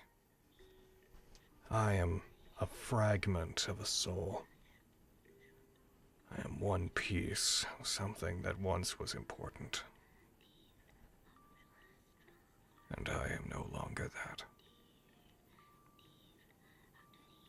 I am so sorry. This is all I could do.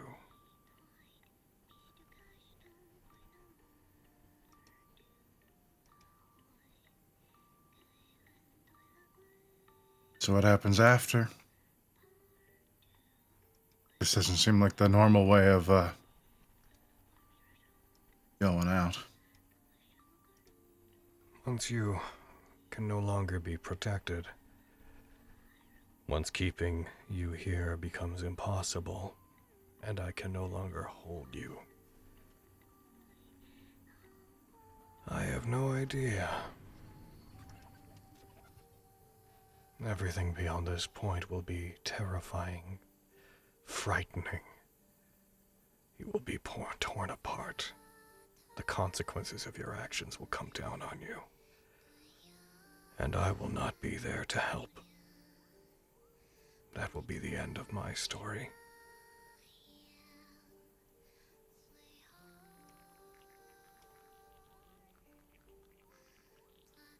Merrill step as close as he can, which at this point probably wouldn't be very far, and he will give the Echo a shadowy hug.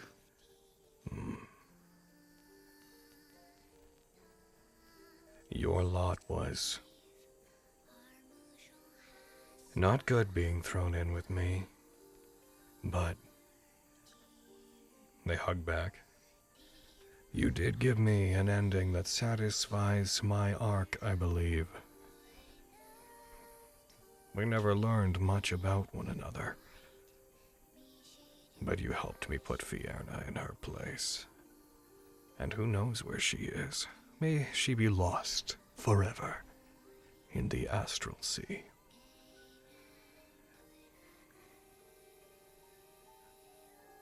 Perhaps it is best that this is where we part ways. We're not very good for each other. Who knows? So there's other fragments of you out there still? If there are, I don't know about them. But there were others like you who survived. I know that.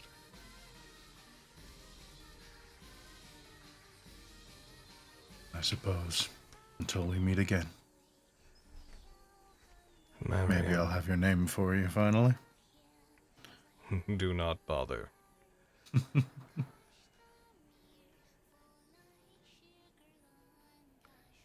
When you are ready. When you are ready, you may step outside. What comes next for you, I do not understand. But perhaps it will be both the end and beginning of a new story for you. Thank you for telling me the end of this one.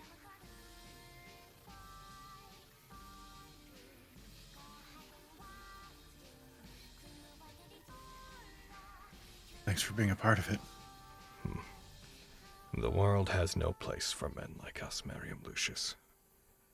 Not as we are, and not as we were.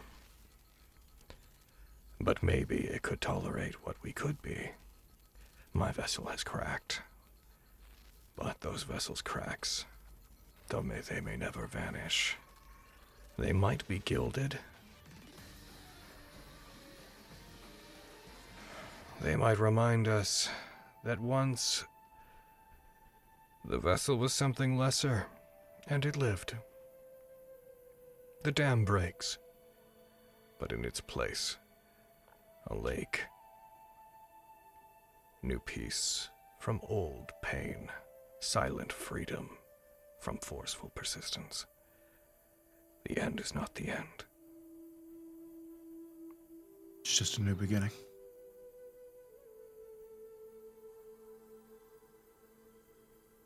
To our next big adventure, then.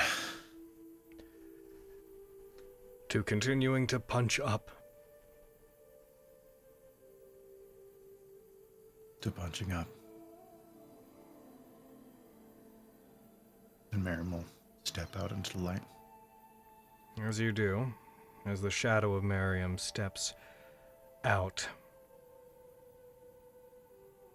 you see that as soon as you are outside of the shadow for a brief moment, a brief blinding moment, all of the shadows that had remained, the several hundred shadows that had been looking inwards towards you, though imperceptible before,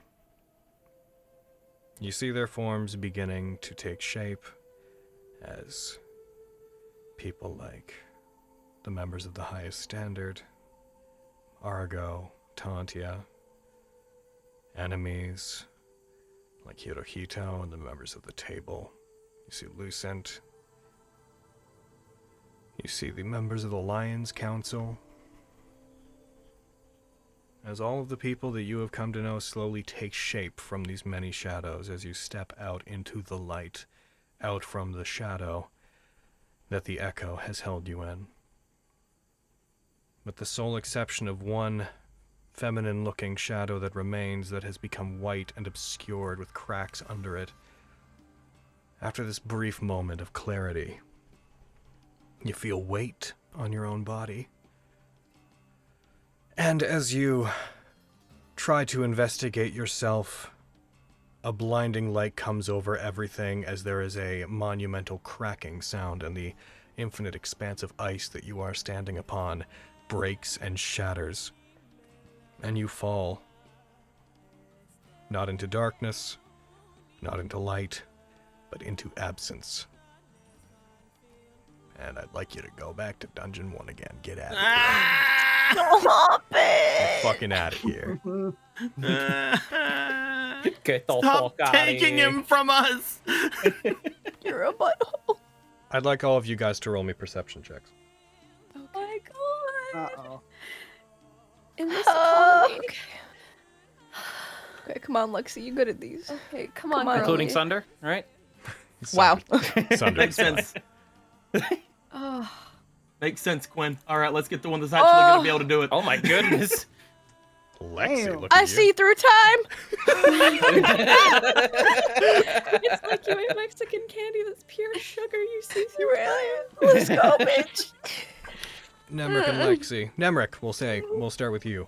Lexi, you see this as well. All of you would technically see this, but you start to hear this burning. You hear a sizzling under their skin as Miriam's body begins to retch, and it begins to move as if he is in pain. You hear the chunks of skin that are on him begin to peel off. There is a sickening as chunks of him begin Miriam. to fall off, revealing that black ichor that is now smoking and is hot. Even touching him, you feel like your hand is in a fire. As he begins to arch his back in pain, beginning to move blood from his body, smearing the stone that he is upon. Is there anything that anyone would like to do? Kitty! Is there any water around? I have potions! I mean, same. I'm just saying, What's that gonna fucking do, bitch? It's gonna do nothing! I'm gonna pour a potion on him! Oh no. Oh god. You guys, who else would like to join in this pouring of potions? I'm gonna look for water. I'm gonna let him do this. Avi's still trying to get the ointment to work, but she's just crying. Quinn is just trying to get it in his mouth like, it's alright, Miriam, it's okay! Miriam! Is there any water? Are there basins or anything? There would be water, yes. This place has like a lot of like pools and whatnot set about it, and even in these rooms there would be like these long trough-like basins of water always available. I'll fucking get fabric from ripping something. I don't know what. There'd Dunk also it in be and try instruments to carry water, just so you know. You're in a medical area, like there's lots of stuff available. Yeah. I bring a lot of water. Whole Okay. bucket. Okay. And I take some fabric and I'm starting to dab, trying to put out this burning situation, It's all seeing if over his I'm body. hurting him more. Yes, but I'm seeing if I'm hurting him more As you touch it, as you because take I don't cloth, want to like. as you dump it on him, touch sorry. water and as you touch it to his skin, the ichor that is on his skin is thick enough that it blackens the cloth immediately. Is he still writhing in pain? Yes. Come on, buddy. I couldn't have called him. I'm kidding. What? Dude, I'm sitting here thinking like, fucking let's petrify him. It'll be fine. Like, no. Fucking no. Lexi. No, we're monsters. Yeah. As a panic and as Fenris does dab and try to wipe away some of the shh, stay in it, fam. I know we're a bunch of internet fucking goons, but stay in it. As you dab and now you got me thinking it. Fuck. As I you know, yeah, fucking it's wipe like, away damn part on of the him, get him. wipe away part of the Sorry. ichor. As Fenris wipes away part of the ichor and they panic at the cloth being dampened, you see that for a brief moment there is a section where it does not immediately fill in, but ichor that is on the rest of the skin just sort of displaces over it. But for a moment, you do see bare skin underneath it.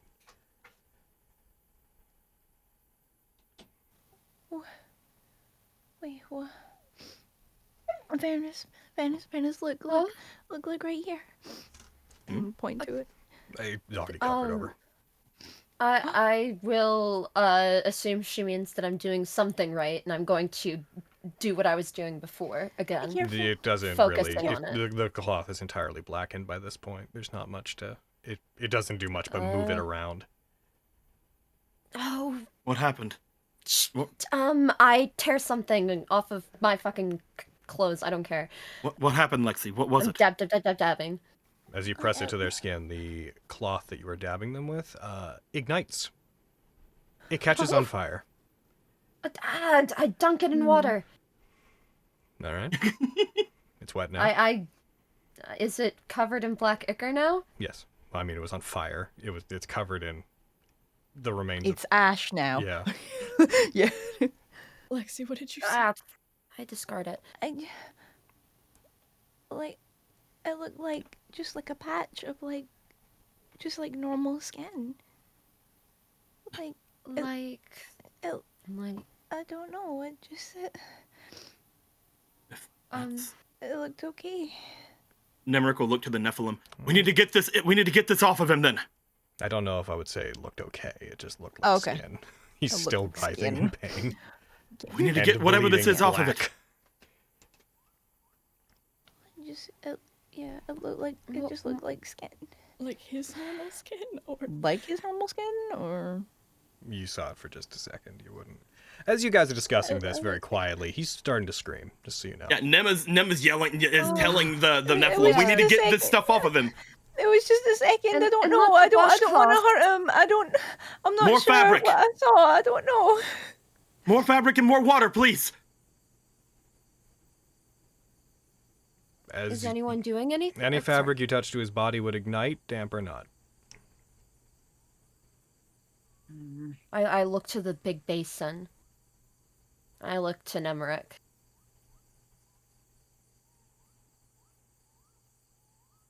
He will make his way over toward the basin. He will attempt to lift it up. He knows that things are getting fire.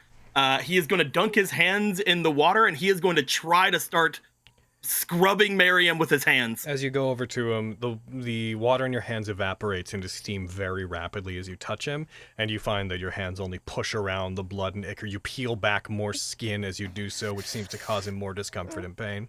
We might have to dump this on him. I know that that's rash. What? Well, if it's the fire, if he's burning Lexi said up. that they saw skin underneath whatever this stuff is. We need to do something. I don't want to risk hurting him more just because I saw something for like a second. It was just a second. I don't know. Miriam takes 15 damage. Fuck! Can we come to a decision, please? Do it. We have no other options. There's nothing we can do. Here we go. I dump it on him. The whole, like, trough-like basin? The whole shabaddle. As you get it and you bring it over, you find it is difficult to lift. It is a huge stone basin. Obvious help. We'll help. Yep, Yeah, we're helping. Oh my god. You're helping. You guys grab it. Who's all helping? Aviana? Quinn. Flux. Not very strong, but Lexi. I guess Nim will. Mm-hmm. Vogan will not. Vogan will not. Vogan will not? Vogan's Oh my tired of this guy. God. Okay. As you pick He's it up, accepted it. you take it over towards them. You lift this thing as a group. You all pull it up, swaying with water, move it towards him, pour it over, and as water gushes and dumps over him, there is a cloud of steam that erupts from Miriam, a sizzling sound accompanied by more screams from him as he is being held in place, basically only by the one attachment to his arm where Sunder is refusing in his sleep to let go of this devilish boy. What a fucking champ. Markov Sunder is adorable. As this wave of steam erupts, as water pours off to the sides, carrying with it blood and this black goop. There's more of that coating the area than Miriam's body should have any means of producing. There is twice as much black ichor than there is Miriam at this point. As it does, you slowly start to see him, you hear him stopping. You see tumbling away from him the remains of what seems to be his tail and bones. Little chunks of flesh, purple flesh, fall away, pulled by the water. You see the remains of the horn nubs that were on his head get pulled away. And left in its place, breathing very heavily as the steam subsides and you see through it, you see that he has returned to being where he is. He has returned to laying back down. His breathing's very labored. And his skin tone has changed. And we'll chuck that basin and get right back over to him. As you go over to him, you find that he now has skin that resembles that of a human, albeit tan. Oh my god. His horns are gone. I'm going to bring him back. Oh. Okay. Come on, You promise? come on, please. Hold it. Damn it. Oh. Hey, buddy. Hi. Surrounded by heat and steam, you feel a wave of pain rush over you. You feel something holding desperately onto your hand and clamoring. You hear running water as Miriam, you open your eyes to see the night sky up above you and the members of the highest standards surrounding you with a look of surprise on their face. Your body in incredible pain. Looking down, you see the pressure on your arm is Sunder laying next to you on a large stone dais, appears to be gripping you, though unconscious, gripping your arm tightly.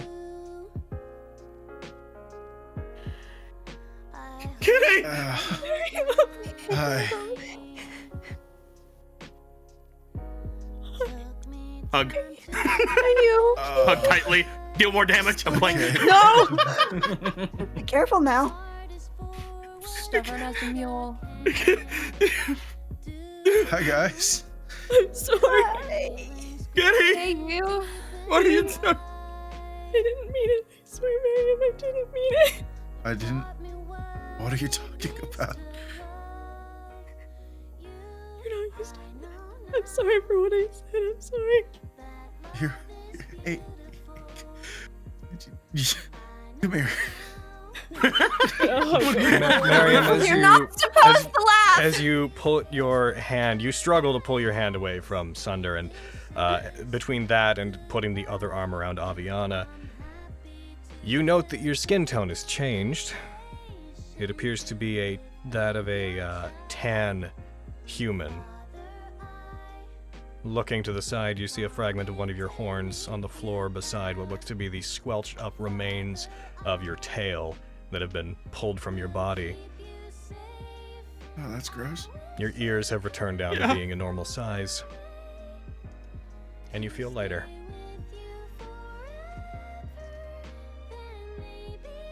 Oh, this is new.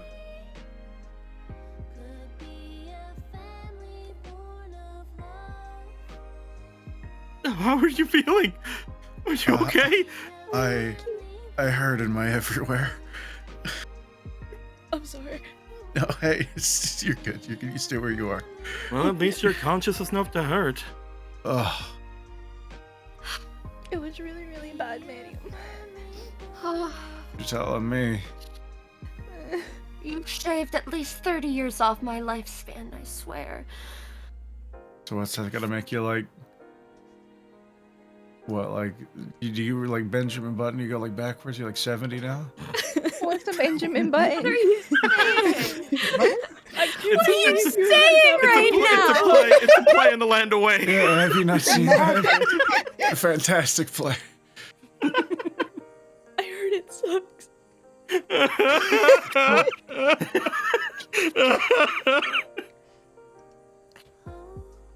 Just collapses next to the stone that's holding Miriam.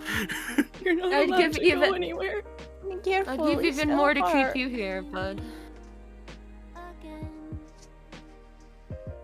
I'm glad I was right. Oh. Miriam, Yeah. there is a veil of steam that is over the area, and as it begins to part, as everybody collects themselves around you, you see that standing in the doorway to the area of the Konya that you are in the shadow against it, you see what looks to be a slightly transparent iteration of what looked to be you, of what you now recognize to be the new image of the Echo. At the center of it, there is a very small red shard that flickers out and disappears, and as it does, leaning against the door, you see there is a nod. They raise up their hand, and they tap 2 of their fingers to it, and they seem to draw something onto their palm before their shadowy body completely vanishes. And they flicker away with a sense of finality. You feel a burning sensation on your palm. And look down at it. Or up at it, I guess. Do you know how to speak Infernal? I did. I don't know if I do anymore. Well, if you, then I'll do it in first. So you see burning into the palm of your hand, the infernal character for up is now burned into your palm. Oh. Yeah, we punch up. What? No more of that. Flux? And Fenris is going to turn to him with a finger weaponized, her pointer finger. If Oh my God. you ever, I know you saw that spell. If I Oh ever, God. if you ever cast that spell, I I had don't not have a planned threat on it. right now, but don't. Yes, I think that would be the best course of action. Oh, but imagine That- Flux I with had a lot skin, of though. emotions. I had to get. You were. I'm sorry, Flux. Never just No, looks over it's- like, but imagine Flux with skin, though. It'd be weird. No. No. Oh. Oh, I've Even seen it Flux before. It's knows. crazy. I promise I will not cast that spell. Do you want a mirror, Miriam? I have an idea. I think I'm okay for now. All right. I like being here on the floor. What am I on? It's hard. Stone, there's stone. We should get a pillow. You should get a pillow. I should get you a pillow. You I can't don't believe you this move is medically appropriate. far from me. Okay. Okay. Look at Judge the Nephilim. Okay.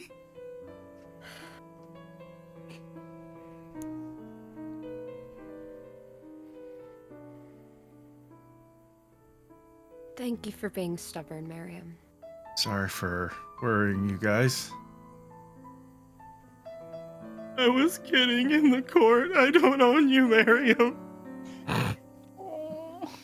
Nobody owns me, big guy. I just wanted you to. I wanted you to stay.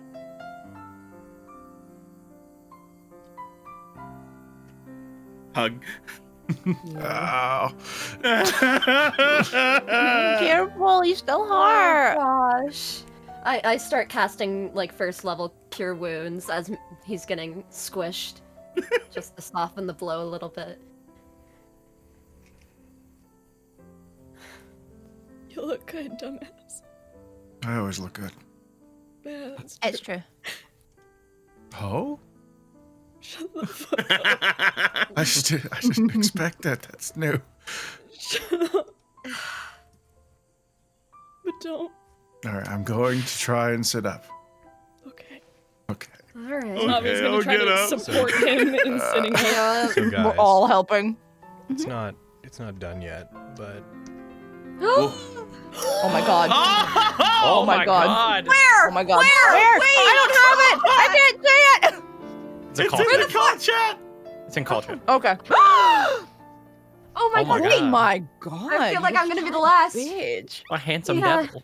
Oh my Or not god. in a head. That was like, I Everyone don't out there watching on YouTube Monday, you'll see when it's done. Yeah. Oh my god. Yeah, I mean, shit. Right? Hi. I mean, he was there. real hot before, but you know. Hi. Well, like, damn. Well, I know.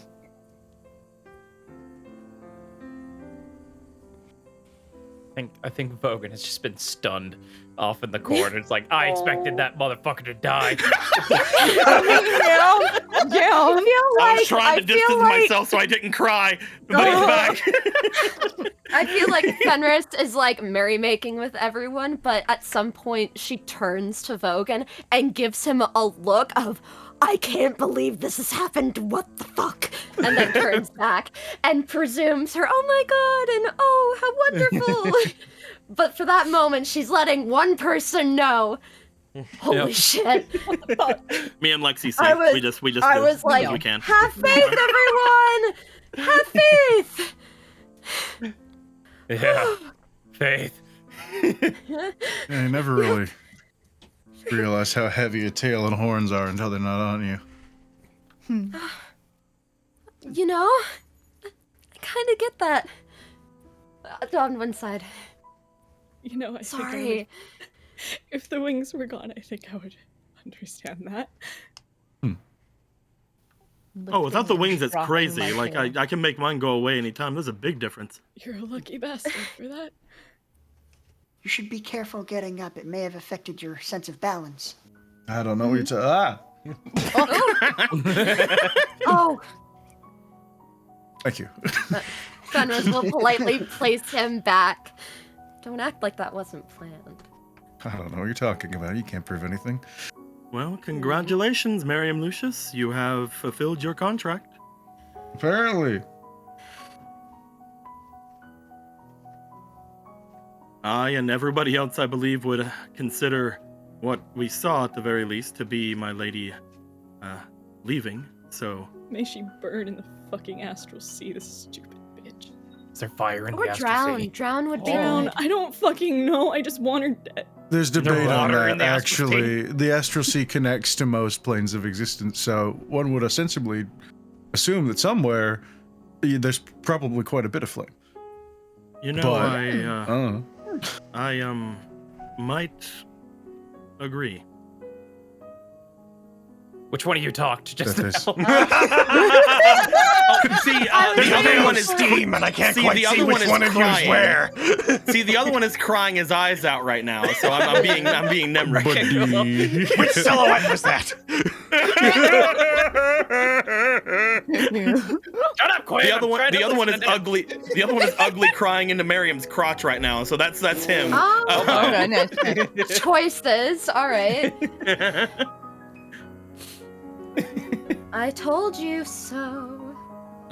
I know that's very much a silly thing to say, but I did No, tell you so. It's fine. I did not realize just how insignificant I was until then. To her. To me, you're very significant. Thank you for standing by us. Don't say things like that. It's gonna make it hard to leave you. And leave you still will. I actually think it's You must be probably looking forward about. to a... Oh, sorry, go on. I actually think it's probably about time I do go. I was sticking around in case I was needed to help Miriam. You'll just have to get me next time. If I'm to be a good distraction, I should probably go. Yeah, that's gonna bite me in the ass at some point. He will use his armor to change into the look of Miriam's armor. How dare you? Now, at least if they don't look too hard, they'll think that I'm actually you heading my way away from there. Well, also Miriam doesn't exactly... Well, Not that she'll know. thank you.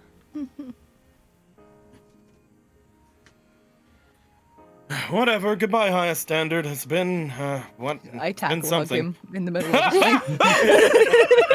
thing. Whatever. I'm sure I don't like you guys. Lexi! Nemric, I have something for you. What? She's gonna stand up and punch him so hard in the shoulder. Ow! I drop concentration on fly. I think it's been a little more than 10 minutes. It's been more than 10 minutes. I stopped hovering. It was a really good fly. I stopped hovering. Jeez. Ow! Thanks. Find Tagachi for us, yeah? For you, I might let you know if he's there. Bear lies, no. I will. Yeah, Ow, get off of me! Get out! I'm leaving! We're gonna mess you. Oh, I won't. Indeed. I barely knew different you.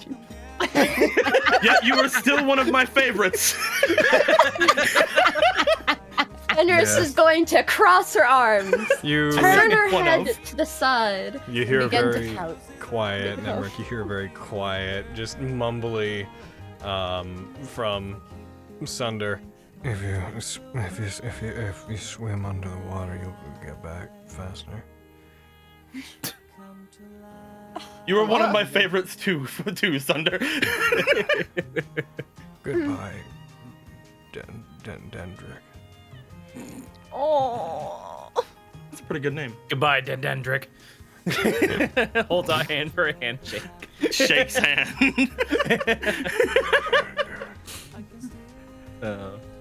Try not to die, eh? You're telling me that? Hey, I didn't, I think. He has a point. Not anymore, Only he die. doesn't. Around this time, Mercury comes in with carrying new supplies to try to treat Miriam. You hear a clatter as the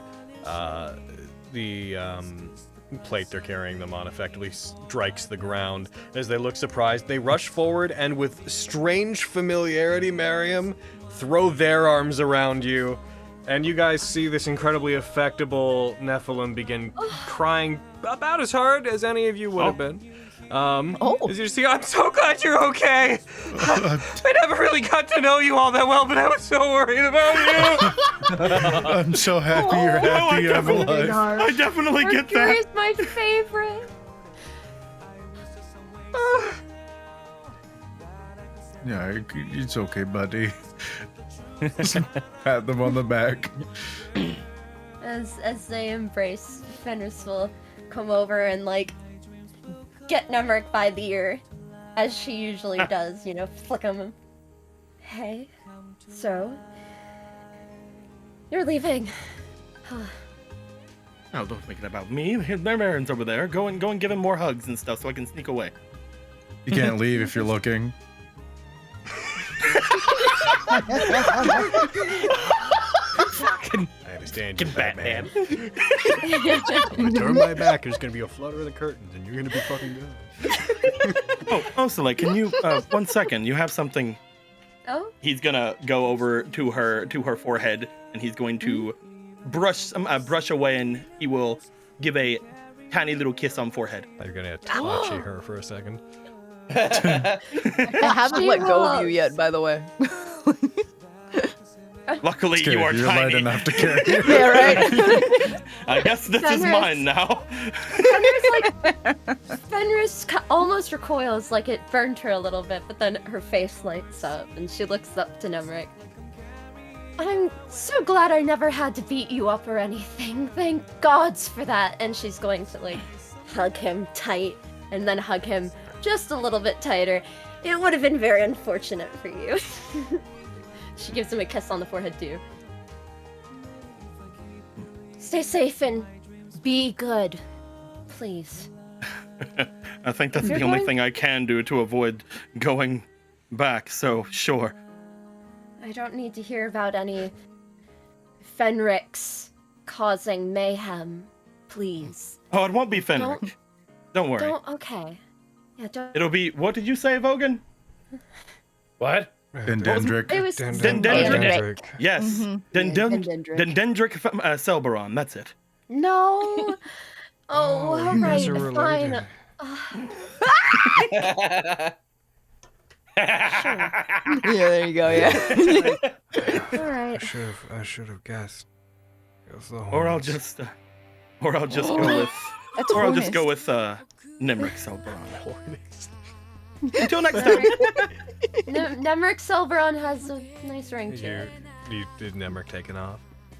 He is going to shake off the fox.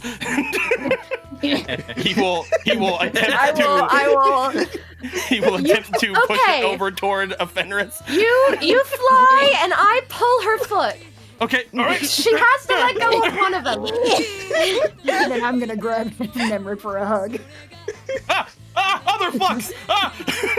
I tickle Lexi. Just make her Aw. let go. Aw. I give Lexi all the kisses in the world. You know, Flux. I'm so happy right now. You know, Flux, I'm going to miss both of you. What does that mean?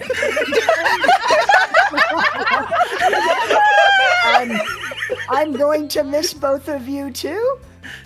Thanks, buddy. Oh. Give him a pat on the back. Take care of yourself. Gives hug. Goes to look to everybody else. Goodbye, Quainus. Have a good life. And he starts turning and walk away. What did he say? You know, Gone. he said, "Have a nice life, buddy." Who's that guy? As you get out, Nemric, as you take off, as you get outside of the Konya, you see sitting in the center of the large I can't think of words today. The open area in front of the Konya, in front courtyard. I don't know. As you get out there, you see sitting, legs crossed, a hand on each of their knees. What looks to be Haros looking towards you, that same fiery glow in their eyes as if their pupils were the sun as they look towards you. As you step out, everything seems to get warmer around you as they set their eyes on you. Hello, no shirt pants orc. They smile, their expression softens, and they give an incredibly enthusiastic thumbs up towards you. Oh, actually, do me a favor if you can. He's gonna pull out the rod of Tiamat. Yeah, what do you want me to do with that? I don't know. Take it somewhere. I'm actually not here. Oh. Huh. You are a lot of here for not being here. Yeah, I heard well. you. I heard you earlier. That you had a presence. Mm-hmm. You are so strange. Yep. All right. I'll hold on to this then. You hold on to eventually. that. All right. I fucking love horror. And hey, Dude saying, if I ever "Go find for it." out you went back in the service of another fiend, I'm gonna find you. And what exactly will you do? You just said you aren't here. Can we see any of this? No, but I'll be there. No. No. Okay, making sure. You're very strange and very concerning and really scary. You did a good job, Nemric. Keep doing a good job. Okay. Oh, Or all right. else. Then. Oh. Oh my god. I'll tell you now, I am in no rush to return to any service of a fiend. That is true. So, goodbye, Haros. Please, call me Shirt Pants Orc. Hell yeah! Now Let's get out of here! go! Oh, He's yep, a man that's- of the people. He will make his wings and he will look toward where he believes is the direction of the tower that he came in on, and he is going to start flying off toward where boats maybe are. and that is he's gonna go that way and hope that he doesn't run into any dinosaurs.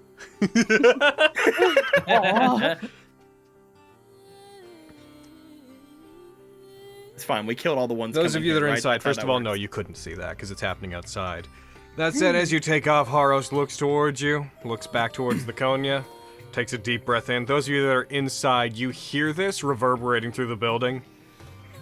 Assuming that's all taken care of, Quintus Vanderbilt, we right, my need to god's talk. All right, he's. All right, Kitty, Haros is here. Yeah, I saw. Kitty, why? Oh, yeah, I'll be right there. Kitty, I'll be here when you I'll get look back. after him. I can't bring you with me. You're hurting. This is a you thing. Go, buddy. Okay, all I'll be right. here. Hug. Starts making my way away. Looks back. Starts making my way away. Looks back. Go! Runs away. You head no Make towards sure your he doesn't disappear! I yell back to the others. You head I've out to got Haros. him, stupid. You head out to Haros. Yes. As you do, you rush out. You end up in the courtyard where you see standing up with...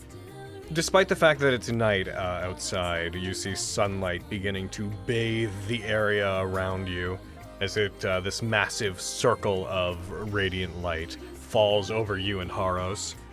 You hear the clanging of his mechanical red arm, which was always depicted in images you've seen as being armor, but as you look at it, you hear the whirring of machinery within his red arm as he moves it.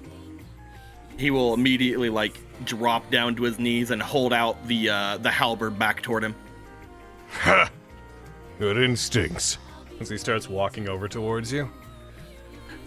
I could let you borrow this to even up the odds, but unfortunately I can't let you keep this. It's been more than an honor to hold on to this, my Haros. Thank you. You earned it. You stated hell under their care to protect your friends. Gotta be honest, I only kept an eye on you guys, because A god told us that some time shenanigans happened, and that we would have to, and B, and you're not gonna get this. One of my monumentals took an interest in making sure a favor got repaid. Oh? You should be satisfied now. I am eternally grateful to them then, as well. He reaches over and he takes the halberd. He kind of nonchalantly rests it on his shoulder. Tell me, when you use this thing, when it spun up and energy flowed through it, did that, tire you the fuck out? I actually, I've done something similar before with another one of your armaments. It was nostalgic, actually, and... Oh no, this is different. No, I don't think that I was in... It was a rush, sir. More than anything, I felt adrenaline, not tired. What just happened to your friend? Is that the other spirit that's inside of them got exposed to too much idomantic energy? Between that and the fact that their Sephirite got destroyed, their soul was dying. And I would bet that they used themselves as an anchor to leach out all of the idomantic radiation in Merium. Pretty generous for that guy. However, that very same radiation pulsed through this when you used it. And you don't seem to be all the worse off for it. Is that so?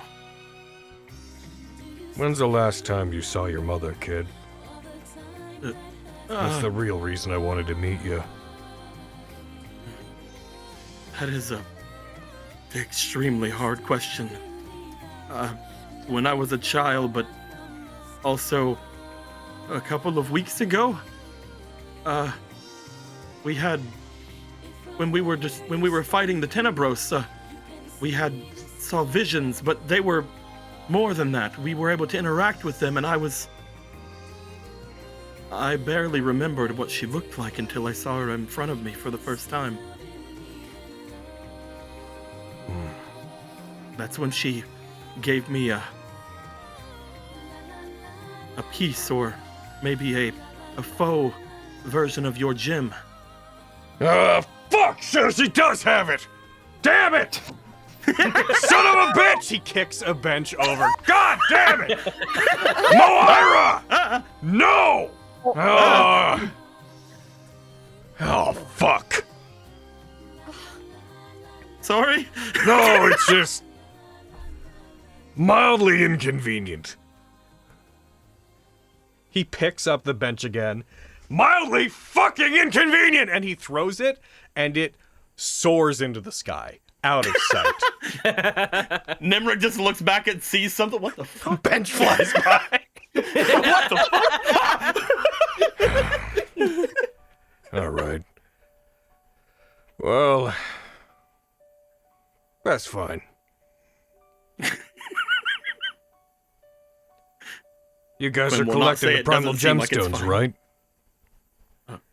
That's what you seem to be doing anyways. To an extent, yes, I suppose. We've had our eye on some of you guys. Some strange shit's been going on around you. Some of us Eidolans have spoken about it, though not all of us really are on speaking terms. Some of us have decided to throw our lot in with you. Mostly because there was this, I don't think you know them. Seiryu no Tenkei. Assured us that you were good people. Seiryu no Tenkei. No, Your friends know him. Okay. So we've decided we're gonna keep an eye on you guys and see where it's going. The winds are changing. And you seem to be the sails catching those winds. So on that note, he spins the halberd and you see it shifts as it blurs spinning around his hand. It turns into what looks like just a golden, less impressive rendition of it, which he strikes into the ground in front of you. It's kind of the same thing, it's not as cool. I normally only give these to my monumental soldiers. But why don't you keep this one? I can. I mean, of course, yes. I will. I will. Thank you. And I got a task for you. Anything. You guys are going after that T-Rex man, right? Valtenitrum? We're what? Oh yeah, you have no idea.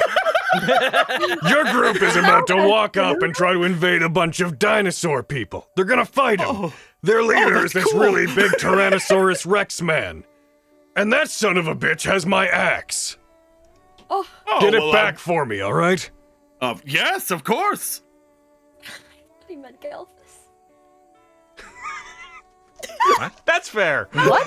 The other T-Rex man. I'm sorry. There's a lot of us in our lives. so Them in many. our lives.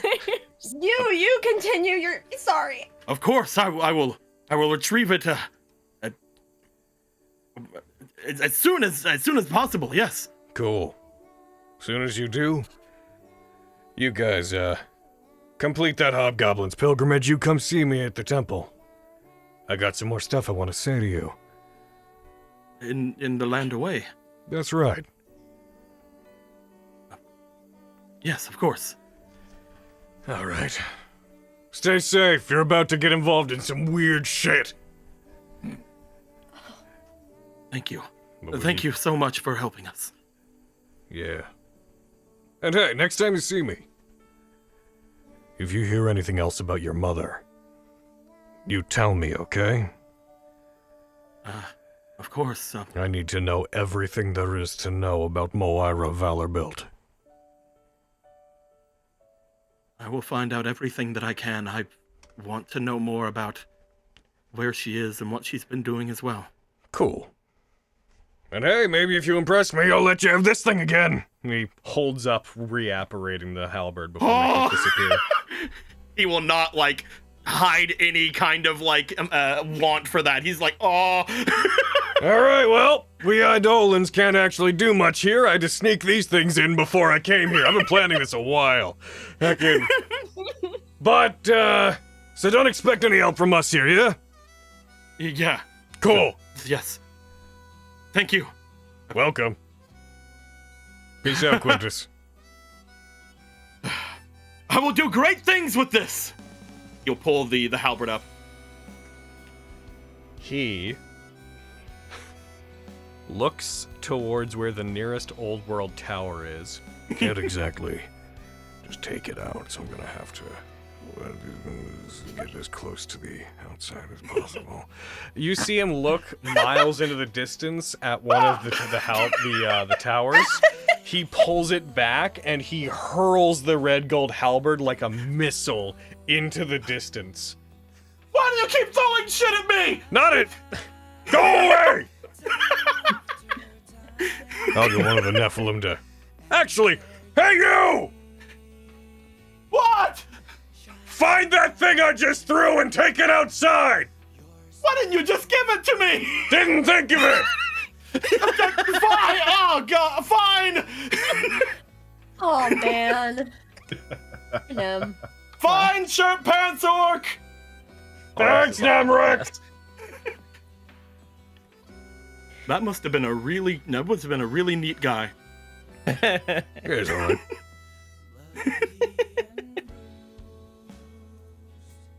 He will watch as the spear goes off into the distance. He will look back toward the other, back toward where his friends are. He'll turn back around. I'm expecting a Batman. When you turn around... Batman. Yes, he is gone. Excellent. Sorry, then I will make my way. Oh. Whoa. By the way, I have put the Spiral Halberd +2 in your inventory. Oh my god, let's go. This one does not require attunement. Oh! That's hot. It has the overclock function, and the damage assumption of thing of the other one, it is +2, but it is not attunement. All right, so I can attune to Jigoku Saiga again? I removed that from your inventory, you knob. It was still there earlier. That's what I was Also, change your reactive to just Quintus. Okay. Just Quintus. Everybody else. Goodbye, Nim. What would you guys like to do? I imagine Avi's still just sitting next to Miriam, just kind of like leaning her head on like top of his, just breathing, and just enjoying the fact that he is alive.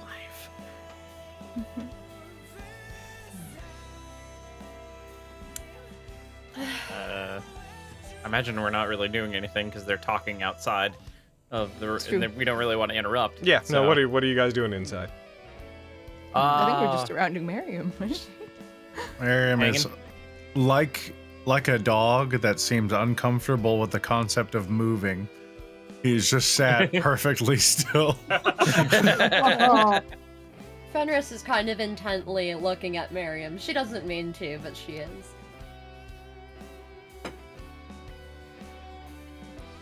Guys! Guys! He comes running back in like a child. Guys, he gave me a thing, and then he disappeared whenever I looked back, and he's gone, and he threw a thing at Nemric. He threw a spear at him. You know what? Demric. Sure. Say No, his it's name Demric. wrong. He threw my spear at him, and then he said, "Take it outside," and then he ran off, and he wants to know about my mom, and that's he's still here. Why does he want to know about your mom? Oh, cause she has his primal gemstone. Oh. Uh-oh. And I'm supposed to get it and also learn everything about her and then tell her about it whenever, points to Vogan, we go to the land away. Oh boy. Okay. Wow. For your thingy that you do, and then he's gonna expect me to tell him, and hi. Take a breath. It's okay. Hi, Deep breath. Quintus. Did you guys know my god was right there? Yeah. Yeah. They showed up earlier. Ah, We've been calling him no sharp Nope. pants work. Mhm. Right? oh yeah, Yeah. No shirt pants work. Or, that's what the other guys called him. Goes back to hugging Kitty immediately. What the fuck is it with mothers having primal gemstones? Why is this a through line? Apparently, something about her is why I didn't end up like you looks to Kitty. My mom probably didn't have a What? gemstone. My That mom weapon, probably didn't have a primal gemstone. that weapon that I used, the one that he replaced with this one, apparently should have done that.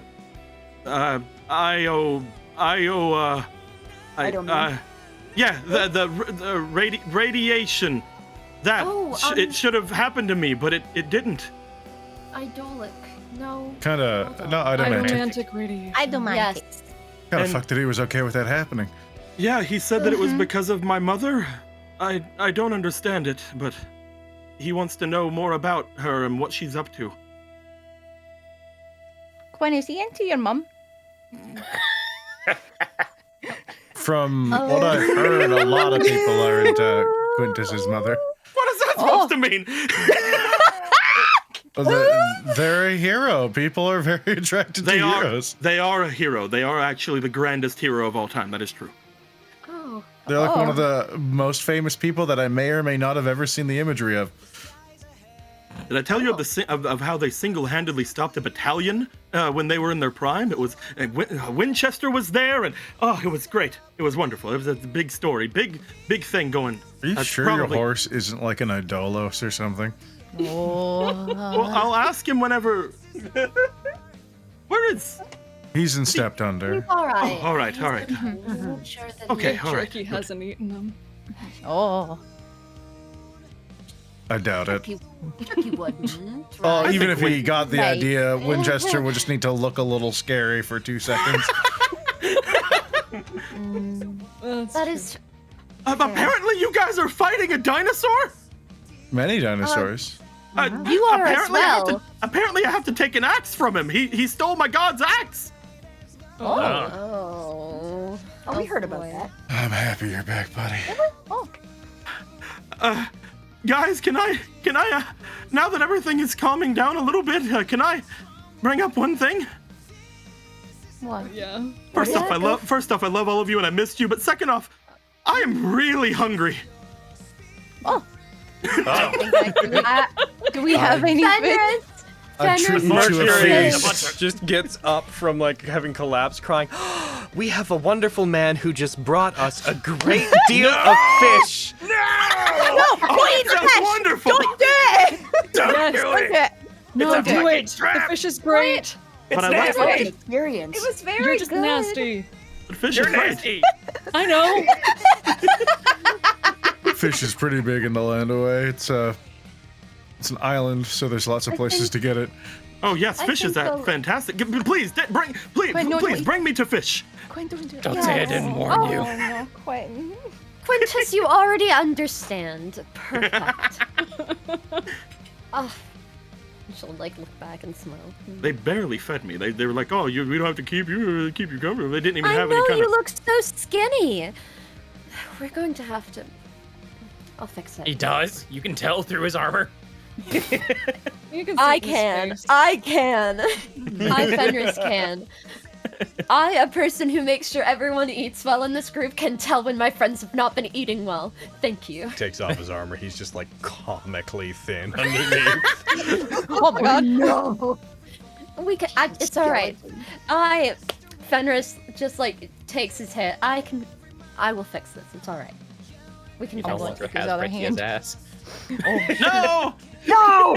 What food's Oh, got my looks ass? like the Quick! title of Summergrass's ass goes to me. Quick! Someone yeah. tell me! Someone tell me what foods go to my ass! Dude, if you ever find out, please tell me. Like me and Carrie, not like seeing I me. mean- I want to say cake? Question mark? Ah. Squats. It's called. So many It's called. squats. Oh, I will. It's called- I've been doing squats. Maybe math is fine. I There's been will- nothing but training since all of you were gone. I think we is could get Retia's him ass. started on some protein shakes. Fogan, you know about that. We could throw a little, do a little protein shake for. We'll fix it. It's alright. Do any of you I'm you just- all do any of you know a man named Serio no Tenkei? Yeah. Dragon. Apparently A that- dragon god, kind of. Yeah. Oh well, apparently they're the reason why Heros was here and everything, and all kinds of. I must tell them thank you whenever I see them. Oh, they're bound to show up sooner or later. It'll be fun when you meet them. I have a feeling they'll like Quintus a lot more than they liked Nemric. Oh, you seem like an okay guy. He was That's fucking not a. worst. Oh. Okay. I think they'll like to get to talk to Vogan. Yeah. Yeah. I Oh, you know. didn't see them, Vogan. Huh? You didn't see this dragon. What? Oh, There's a piece of ground that looked really interesting. Scary got your fucking decapitated tail. Oh. We should probably At get this rid of point, the remains of Miriam keep have it. begun to ash away, like burning Oh. up. No, it's like Honokuni all over that. again. Can't have a trophy of me, Vogan. Why That's not? fucked up. That's really weird. Momentum.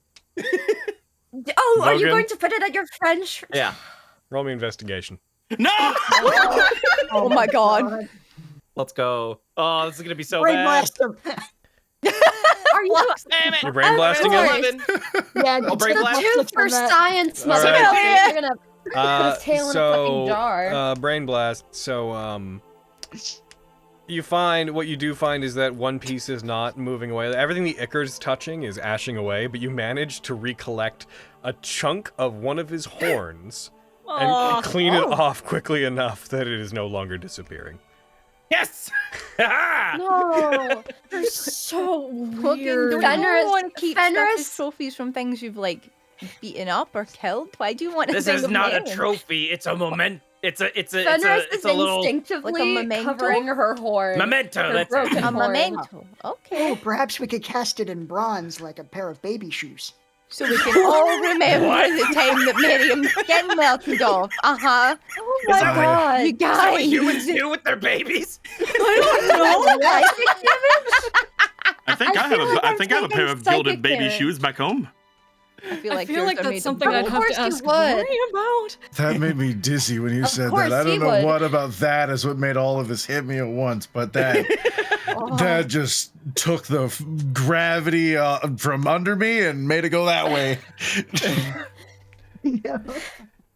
While we're all like laughing, Lexi's gonna like take Quintus's hand. Oh, So, hi. Missed you very much. hey, hello. He's like looking at the hand like, oh, Fenris is holding your other hand. You know that, right? Well, yeah, Oh. but I'm not gonna make the same noises.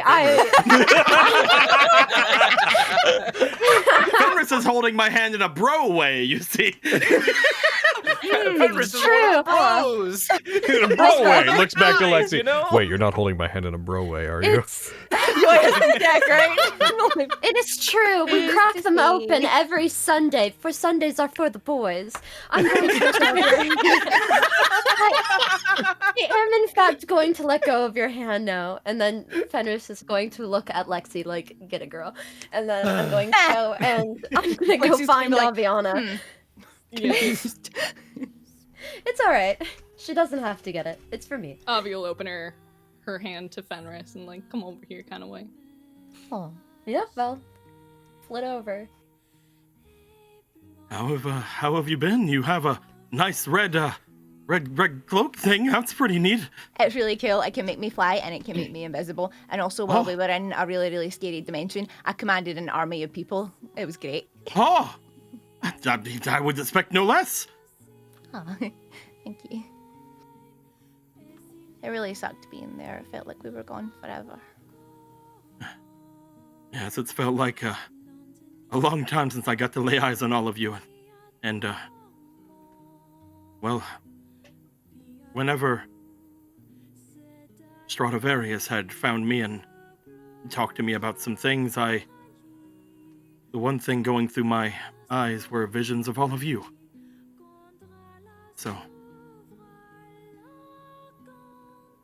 I'm so glad that you're all safe.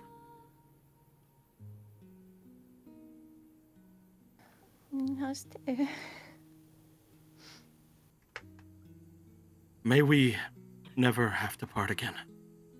All of us.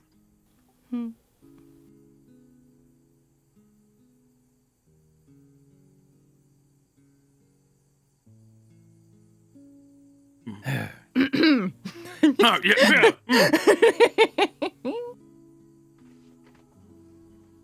So fish. I don't want just one, because if I'm gonna bake a set, I want to have at least 5 in for me. All right, Sunder needs 5 fish. I just want to.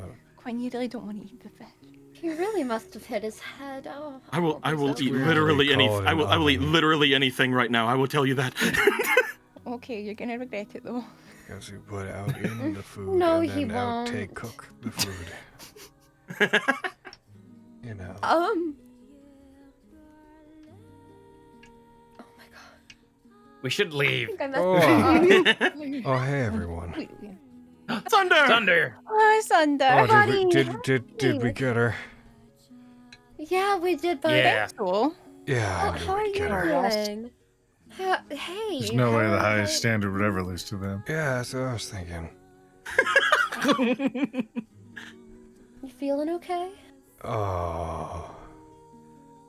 No. Let's get Yeah. maybe, we'll have some light fish and maybe some water. Yeah. Can we get anything for you while we are out? Can we get you anything while we're The out? fish. Okay. Is this Mary? I'm grabbing you. I'm gonna like. So Hey, why let's does everyone go, here dear. look like?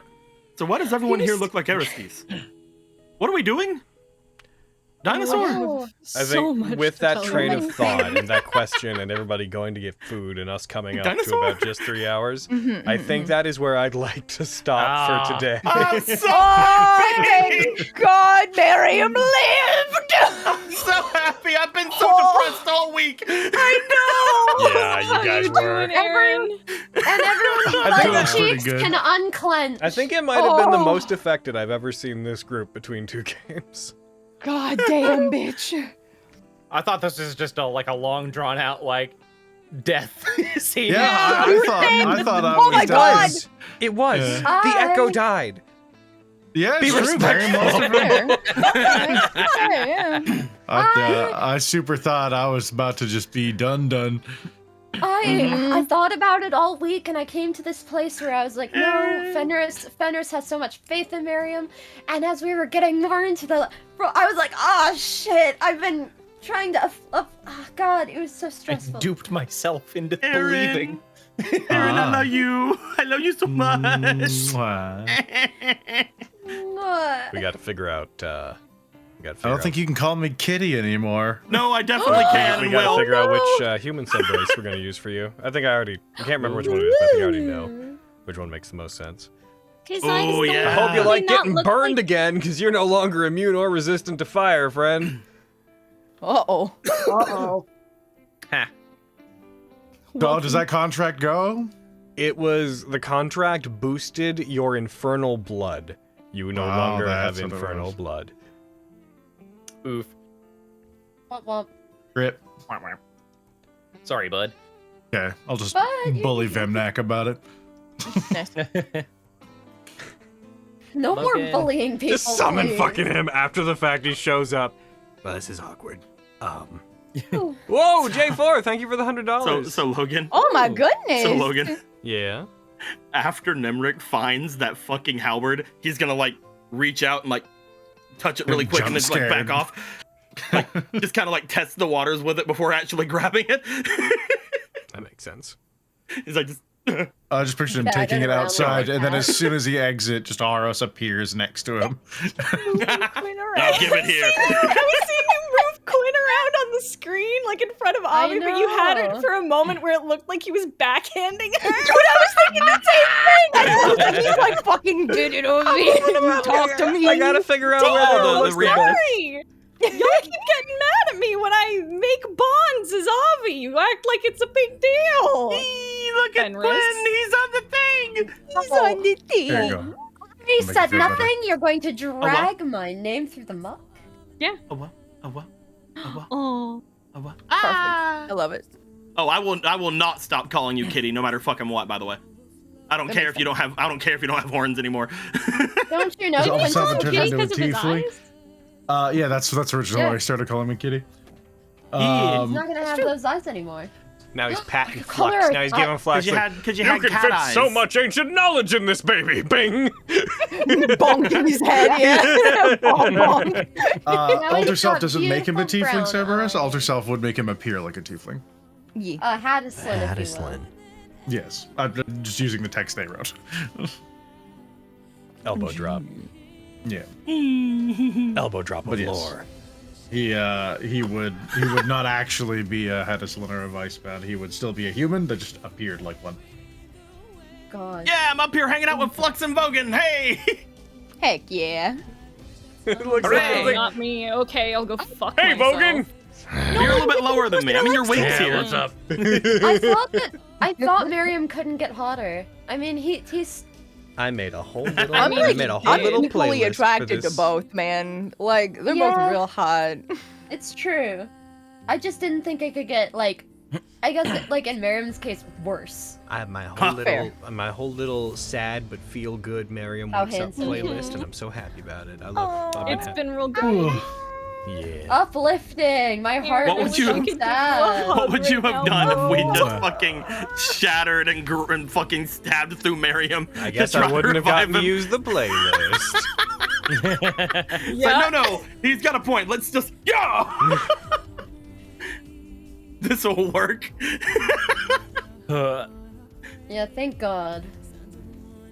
I can't wait to reintroduce Miriam to people. Yeah? Yeah, Aaron, we were gonna debut. kill you to bring you back. Yeah, I suspected there would be some discussion of something like that. We The didn't know Nephilim said we shouldn't, so we didn't. I dumped water on you at one point. Sorry to Yeah, throw you out of we- game so much. I figured today would go better if you had no idea what was going on outside. Yeah, I mean, it made me coming back and everyone apologizing and gushing and everything. He's like, I have no idea what the fuck you're talking about. Why am I I thought wet? about also getting all you out of here, but I was like, I don't want to kick everybody out that much today. I don't want to do that. That I sounds think like you a also thing. from the like dramatic irony sense of like them hearing what's going on with him, but him not hearing what's going on with them. Twist the knife for the majority of the Yeah. players. Yeah, I have been crying so hard. Alright. I I was have like so many- ugly crying. I have so many little freaking tissues all around me from Yeah, all the gotta do that, crying Iris. and wiping and shit. Oh, buddy. I was out. I was using Nemric to make me happier. It was really Thank you for the stressful. $70. Yeah, thank you so much. Thank you. This is our reminder to everybody. This is our last game for this month. We'll be taking next Saturday off, as it is the first Saturday of the month, and then we'll be back afterwards. Kind of a Some pretty cake. solid theme of a month, I gotta say, in terms Yeah, of right? games. Like, Yeah. Yeah, Yeah, very contained month arc. I have so many things to want to say to all of you, but I do not want to say most of them out loud to Yeah, everyone. wait, save it so for game. Oh, it's gonna be a Exactly. mansion ass game, bitch. We all We got a have lot to earned a say. mansion game. I will give you guys a A spoiler mansion tag. game or three. Here's some spoiler tags about things you guys should think about before next game. You're still poisoned. Those of you that were poisoned, you remain poisoned. It doesn't seem to be going away.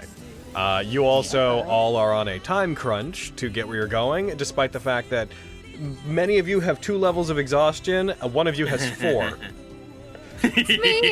Yeah. So maybe if you guys over the next couple weeks should just put some thought into exactly how you want to go about recovering, how much you want to travel with this stuff.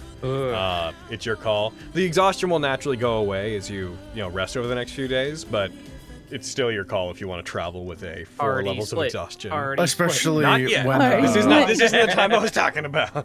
Damn it! It's fine, guys. It'll It's be clear, fine, don't guys.